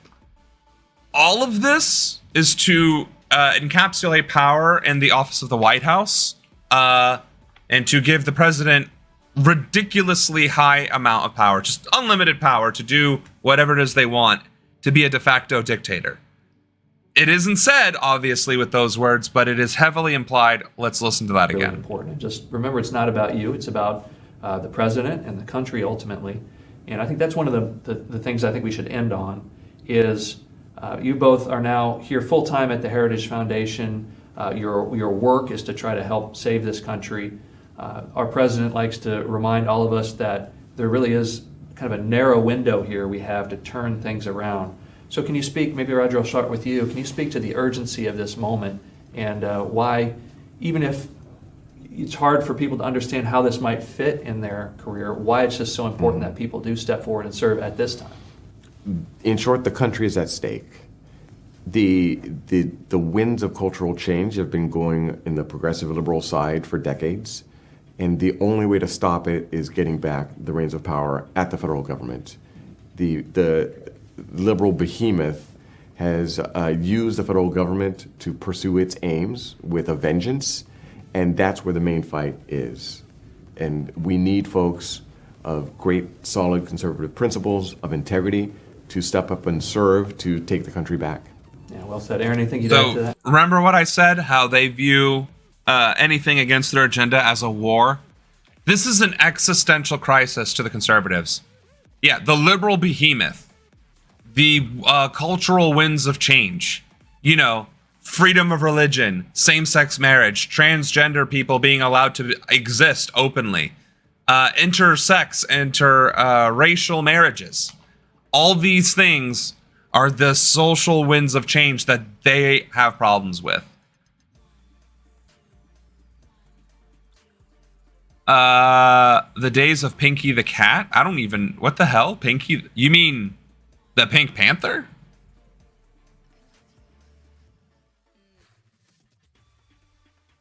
Just on the international side, I think it's from national security side, we've never had a greater threat than we do now, which is China, and I think that we need to recognize I was wondering when they were going to bring up up China in this training. With the last firm that I was with, and I think it's very clear ideologically what our differences are, and it just integrates. It's not foreign policy versus domestic policy. It's all one now, and I think that we need to see what's happened here in the United States, and as Roger said, move forward on a conservative track, because it's all right. It's very clear what the next steps have to be. Well said, and I think I just end by saying, if you are a person of good character, solid conservative, if you decide you can't join this project, then think about there's someone else that is going to do that. We'd rather it be you. Thank you for watching this session. We hope you'll watch all the sessions to be as prepared as possible if the American people do give us a conservative president. Thanks very much for listening. So, that was lesson 3 of Project 2025's propaganda and indoctrination machine. Oh, that's right. You actually have to watch to the Consider very... this whole situation. There are just between 3,000 and 4,000 Wait, what? Where was the quiz?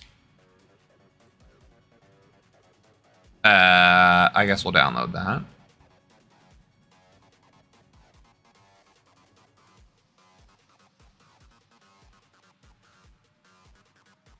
Political appointees in the federal workforce. That wasn't the lesson we just did. Nani? Wokari wa nan desu ka? Oh, okay, here we go. Oh, it was just a video. That was it? No quiz? Why? I wanted to take the quiz, damn it. I wanted to ace that. Okay. My bad. Usually there's a quiz. Turns out we are actually done with today's course. So, some of you may consider that to be illuminating. Some of you may be like, oh my God, he's trying to teach us conservative propaganda. But in reality, I am actually trying to teach you how to organize. What is required in organizing, what it means to be organized and what it means to be political, and how to have an effective means of change. What we are doing collectively as not conservatives and not Democrats is not working. It is not going to work, and it never will work. The reason? There is no consensus on the ideology. there is no mutuality on the messaging. There's obviously no resources involved, shared or otherwise. And then, because of those three things, we don't have people who are willing to run for office, able to run for office, who can espouse those ideals to the general public and then get them to vote for them, right? If you cannot accomplish that last part and you don't even have the first three, you don't have a movement. You don't have an organization. You don't have an ideology. What you have is a bunch of friends with your signs or your flyers, your signatures, your petitions, and trash bags going to the beach or whatever. Whatever niche thing that you're doing, even the Black Lives Matter rallies. If there is nothing beyond the ideology of BLM, the messaging for BLM, and no fundraising for BLM, and nobody running on behalf of BLM, guess what BLM is? Useless. Same thing for Planned Parenthood. Same thing for the Green Party. Same thing for every other organization under the sun. Let's see. But wow. Whoa. Butt kisser. What? Go shove your thanks for listening straight up your... Whoa. What did I miss? Good character. I don't know. I don't understand the context now of your comments. England is not even that conservative right now. Unironically, England is less conservative than America right now. They weren't up until the most recent election. Perhaps so, but this is bringing back centuries ago reasons why they left, which is true. Project 2025 site got hacked by gay furries again. Are you calling me a gay furry? We're infiltrating. There's a difference.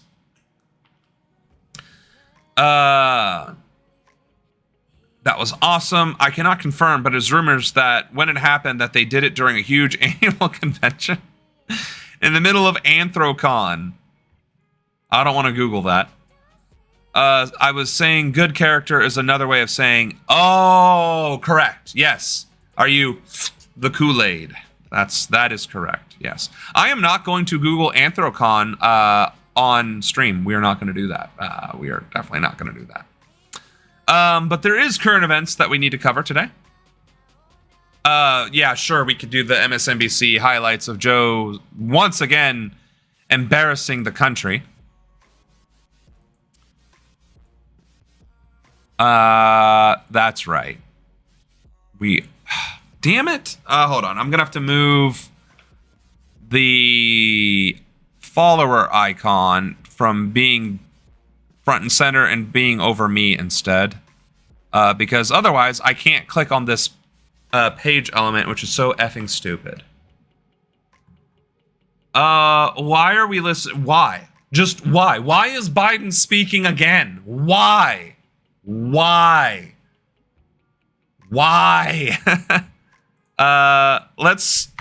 do know that Palestine did get hit again. There was more attacks on the schools, and then apparently some Palestinians can actually get back to some areas of Gaza City. When you signed up for let's watch that renter's for insurance, a second. you didn't sign up for...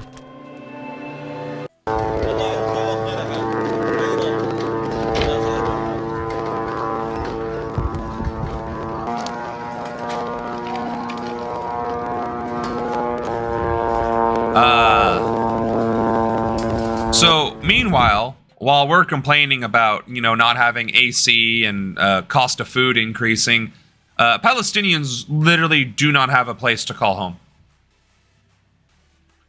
And America is directly responsible for this by aiding and supplying Israel with weapons and armaments to commit these atrocities. مش عارف اخش لها، مش عارف اجيب اي حاجه منها، حتى علبه تونه مش قادر اجيب منها. فيش عندنا شيء ولا اكل ولا شرب، جرف الدور كلها، احنا مالناش ذنب، احنا ليش يحطونا ذنبنا ذنب غيرنا؟ احنا ايش دخلنا؟ احنا مواطنين عاديين، مالناش دعوه، احنا طول كيف الدمار حواليك ولا دار ولا اي شيء لنا، وين نروح احنا؟ لمين نروح ولمين نيجي؟ احنا مرميين في الشوارع حلقات، لا لنا دار ولا لنا اي حاجه، وين نروح؟ ملناش حل الا حل واحد انهم خلاص يرموا علينا نوى ويريحونا من الحياه هذه. Which is, I'm probably on the list of things that they'd be willing to do. So, needless to say, the atrocities in Gaza Palestinians from continue. Gaza City are once again on the move after Israeli forces demanded they evacuate Oh, you're amid absolutely an right. intense I did forget military about assault. They are fleeing by any means they can, on foot, in the back of trucks. Mona al-Husseini and her family have a horse-drawn cart. Well, it's spoke more to so Reuters in that Al-Nusayra, Muslim south of countries Gaza are City. afraid to stoke the wrath of America. We've witnessed a lot. Many soldiers stopped us and kept searching us and stopped us for an hour. It's torture. We left the Haidar roundabout 3 days ago. We were besieged there. Many rockets were fired on us and we were wrecked. I can't even talk. Our situation is hard to describe or talk about. The fighting has expanded even as Washington pushed for a peace deal between Israel and Hamas. Which was something that Biden was touting in his speech yesterday, that there's a peace deal and we brokered it. No, we didn't. America owes them homes, asylum, a country, and all of their loved ones back. And Israel needs to be dismantled as a state, and everyone in the administration needs to be charged with war crimes and be given a trial at The Hague, and then sentenced accordingly. Team Sam R reporting for duty, Heritage, and Furryland. Oh, Jesus. But yeah.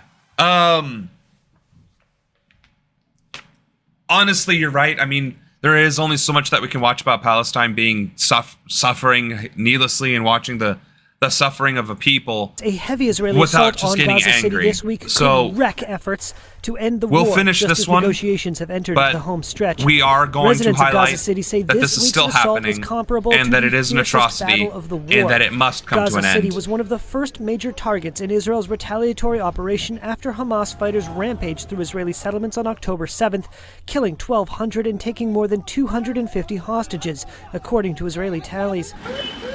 A week later, Palestinians began to flee the city after Israel called on residents to evacuate. By the end of 2023, an Israeli air and ground assault flattened what had been home to more than a quarter of the Gaza Strip's residents before the war. As Israeli forces moved south, residents who had fled began to return. Former Gaza City residents were joined by refugees from southern cities. But Israel says Hamas fighters returned as well, and residents such as Mona al-Husseini are again displaced. This situation because is everything very, is very Hamas. bad. I didn't even want to leave or go to the south. Rohingya. But We will necessity look dictates. into They forced us Rohingya. out. They gathered and forced us out. Israel's assault has killed more than 38,000, according to medical authorities in Gaza. Well, according to Al Jazeera, Israeli there Prime was Minister Benjamin evidence that it Netanyahu was on Thursday said he remained committed to the Hamas Gaza ceasefire soldiers, framework being negotiated and accused the Palestinian I agree Islamist with you. group It was Hamas more than of likely a making false demands flag that operation. contradict it. All right. So, not trying to bring down the vibes here, but let's do Rohingya real quick. I completely misspelled that?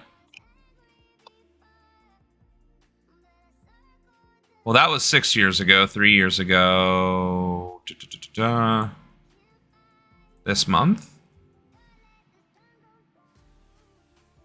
Okay, so the Rohingya flee to Bangladesh amid conflict and forced conscription by Myanmar military and rebels. So, Caught in the middle of a conflict between the Rakhine rebel army and the Myanmar military, tens of thousands of predominantly Muslim Rohingya have recently fled the northern Rakhine state. They are now hiding in the jungle near the Naf River bordering Bangladesh.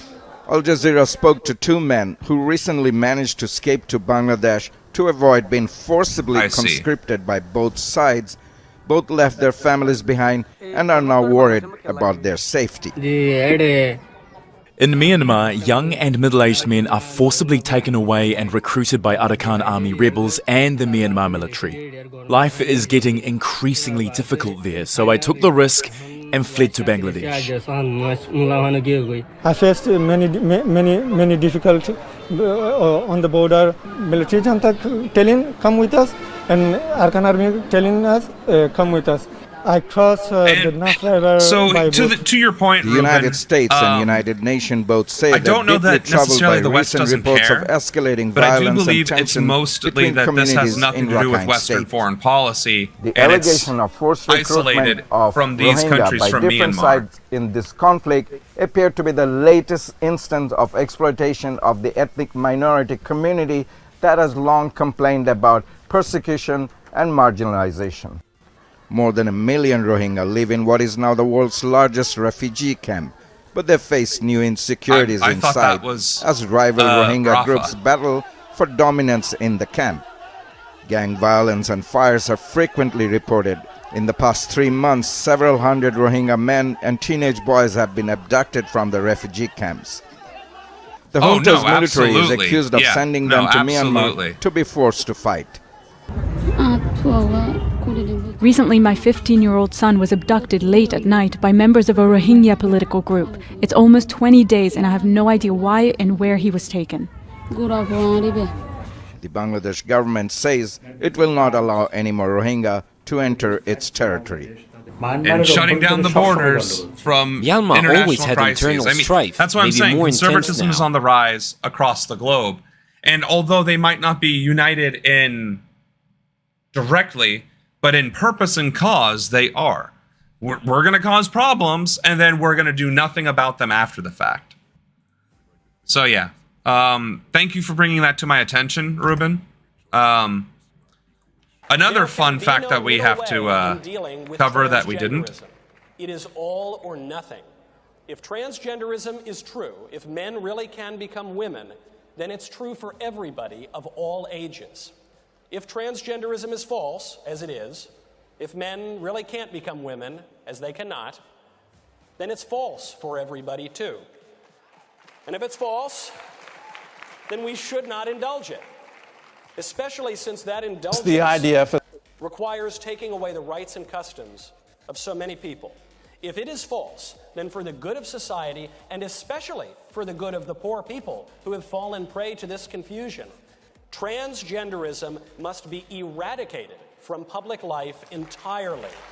The whole preposterous ideology at every level. Bruh. He literally said it. He literally said it. Wow. I mean, wow. Michael Knowles, CPAC speaker 1 year ago. I wonder where he is in Project 2025. I'm sure he's mentioned. I'm sure he's brought up. Towards the end, though, right? Once you're indoctrinated and you're fully brought into the indoctrination ceremony, that's when that jackass comes back. Wow.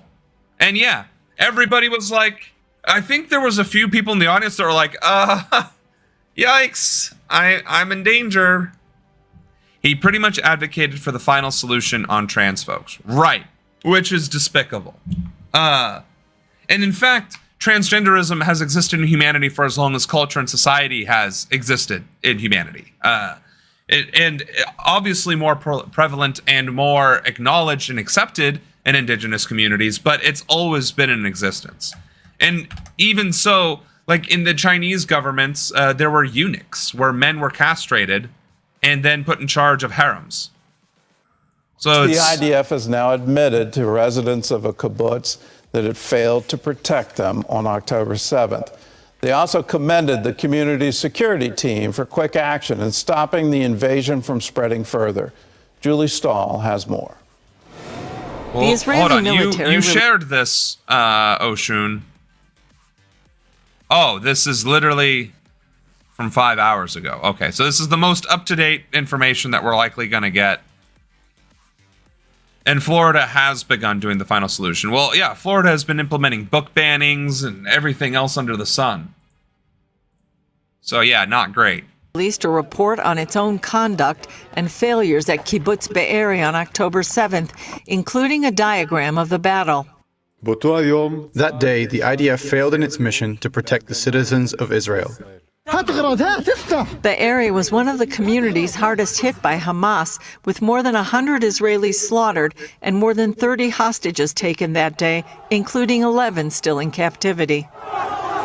We were not prepared. So there's 11 Israeli hostages, and there are thousands of Palestinians being kept without trial or charges.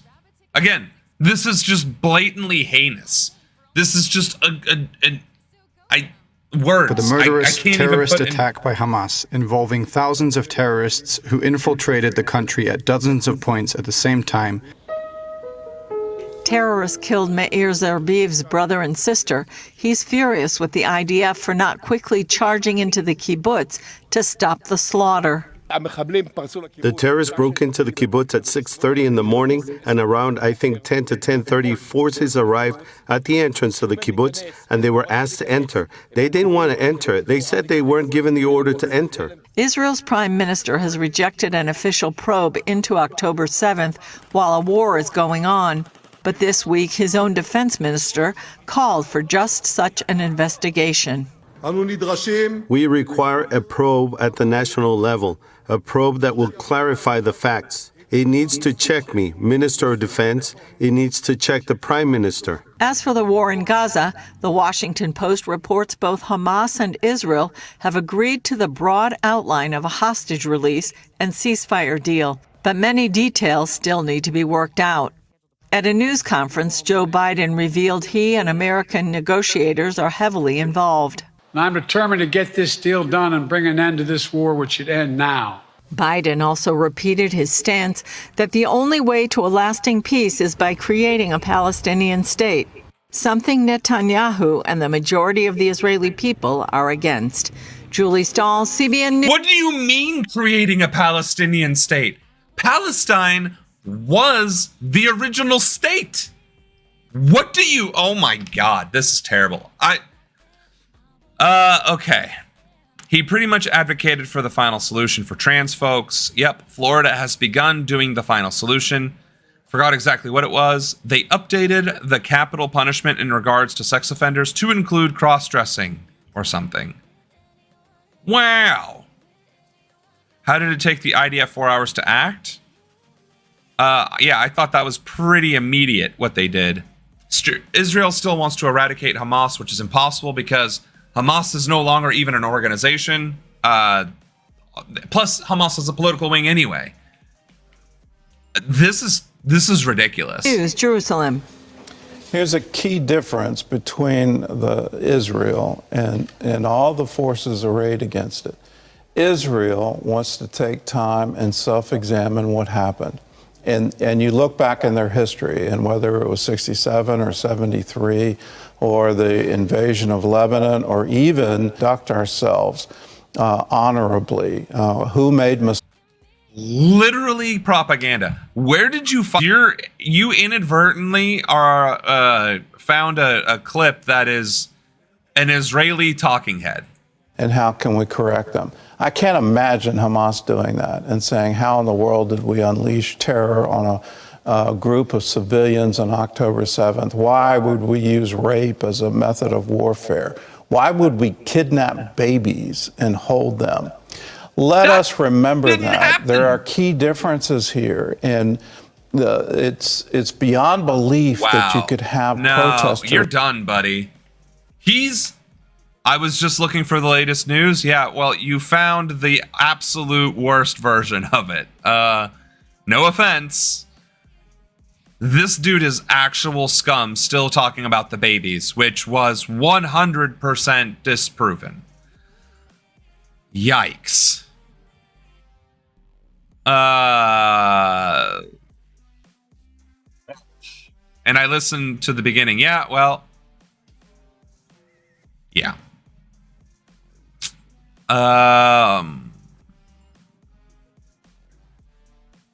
Oh, this is worthwhile. Democrats are trying to deliver a knockout blow. They have basically seized our matching funds. They owe us almost $300,000 in matching funds that we have earned, that we've been relying on, not only to pay for our progress so far, but also to pay for our continuing ballot access drives, which we need in order to be really a full-bore challenge. Go to JillStein2024.com right now and make a contribution to show the Democrats they are not going to silence our anti-genocide, anti-war pro-worker campaign. They are not going to shut us down. We're going to come back stronger than ever. So please join me there, and let's demand the future we deserve and not let the anti-Democratic Party shut us down. The Democrats are trying to... Well, it's like, that's why I said we can't rely on Democrats, and leftists in general don't have an organizational structure regardless. So that's why we need to build an infrastructure that is outside of the duopoly. We don't need to build a third party. We just need to build the infrastructure that allows us to operate within the existing systems, but outside of their control. Right, and then don't forget the United States funded those organizations. Absolutely. Apparently there's another debate, free and equal debate. That could be worth watching.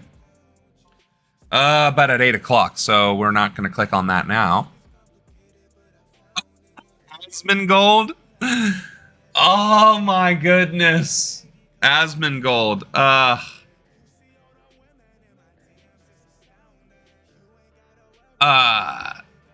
He's basically the OG basement dweller WoW nerd.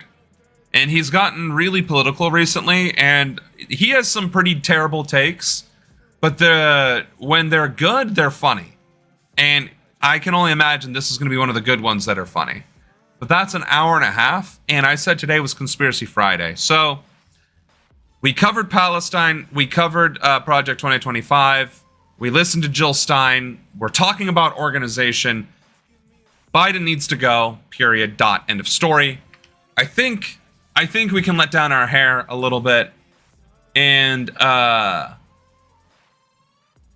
do some alien conspiracy theories. And then actually, and play Age of Empires. We definitely aren't going to watch this one. Marathon, 2 hours. Let's go. So I'm going to go ahead and get the game started. I do believe this is, yep, connected. All right. Just wanted to make sure.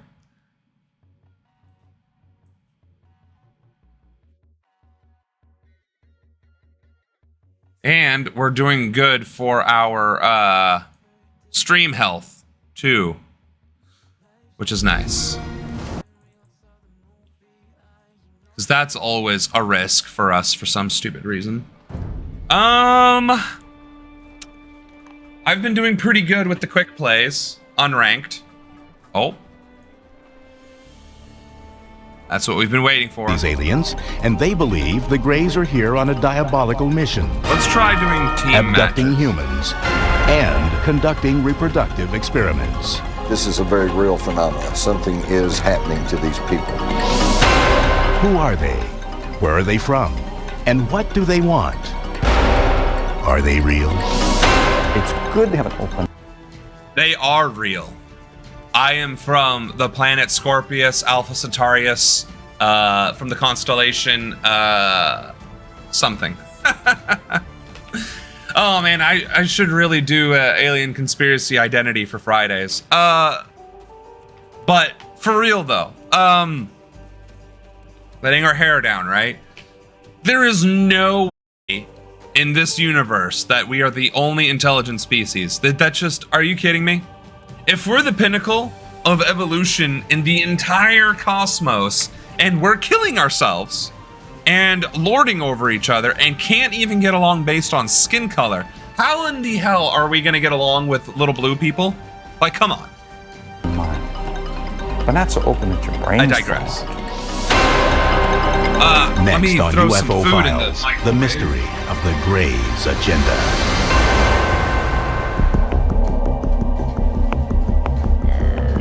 The Greys. They are depicted in books, magazines, and in the movies. They are commonly described as being about 4 feet tall, with huge bald heads that sit on gray, frail, hairless bodies. These creatures have small noses, or no noses at all, slits for mouths, no ears or visible reproductive organs, and very distinctive eyes. They come to a point, not actually a point, but they just come up like almonds, big almonds. Almost a black, dark brown. They're dark. Those who maintain that extraterrestrials do exist often portray Greys as the bad guys of the alien world. The Greys, from what I know, are just like the worker bees. When they come and get you, they come and get you. Finally got a match. They took time out of my life and replaced it either with a blank spot or with a scary memory. If there are Greys or any other alien species, and they're here, what do they really want? What is their agenda? An effort to create an offspring race that perhaps had the best qualities of humanity and the best qualities of these alien beings. Many ufologists... I really love, though, that it always comes down to they want to boink us and make us one of their species. It's like, why does it always come down to that? Just because that's your fantasy of humanity to procreate with everything that moves? And by the way, the Greeks and the Romans would bring in the goats and the livestock in their little adult activity centers. So, I mean, I think we're very much so projecting as far as that goes.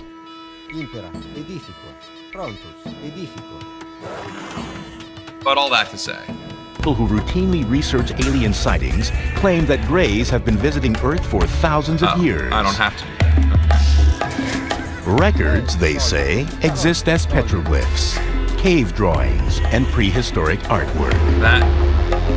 All around the world, we have these stories of beings coming from the heavens to Earth, star beings, whether it be the Hopi Indians in North America, all these South American cultures, the Mayans, the Aztecs, all around the world, there are these stories of gods visiting ancient man. 6,000-year-old artifacts have been found in what was Samaria, modern-day Iraq. All right, so I need to wall here. Interpreters of the carvings have said they depict servants or helpers of their gods.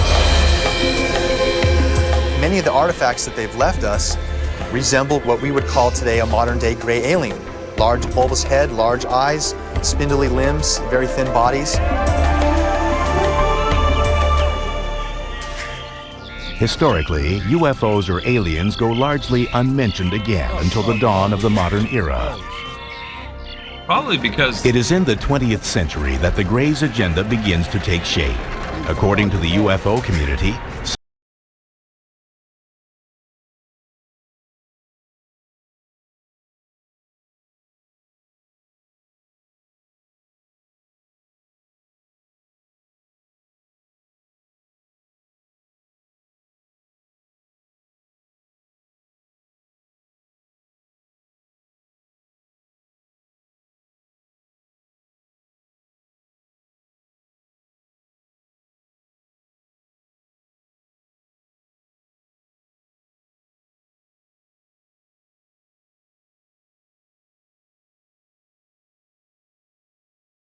the Cold War, back when there were UFOs, unidentified flying objects being spotted, and it was all these international What are you doing? Get out of there!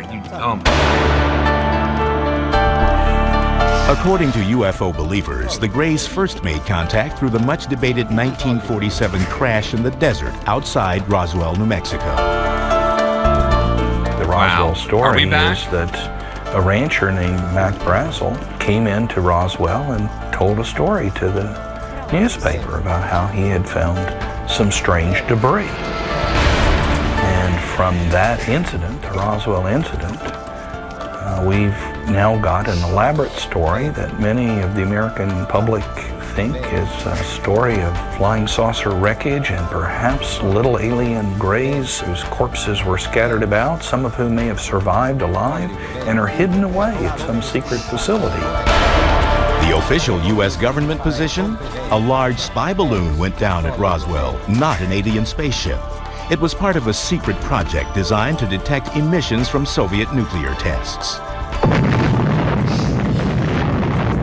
So maybe the problem is playing video games.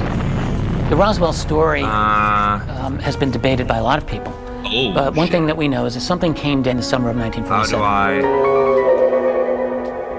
This was investigated by the 509th Bomber Unit's chief intelligence officer, who was Captain Jesse Marcel. Shit. Well, we know that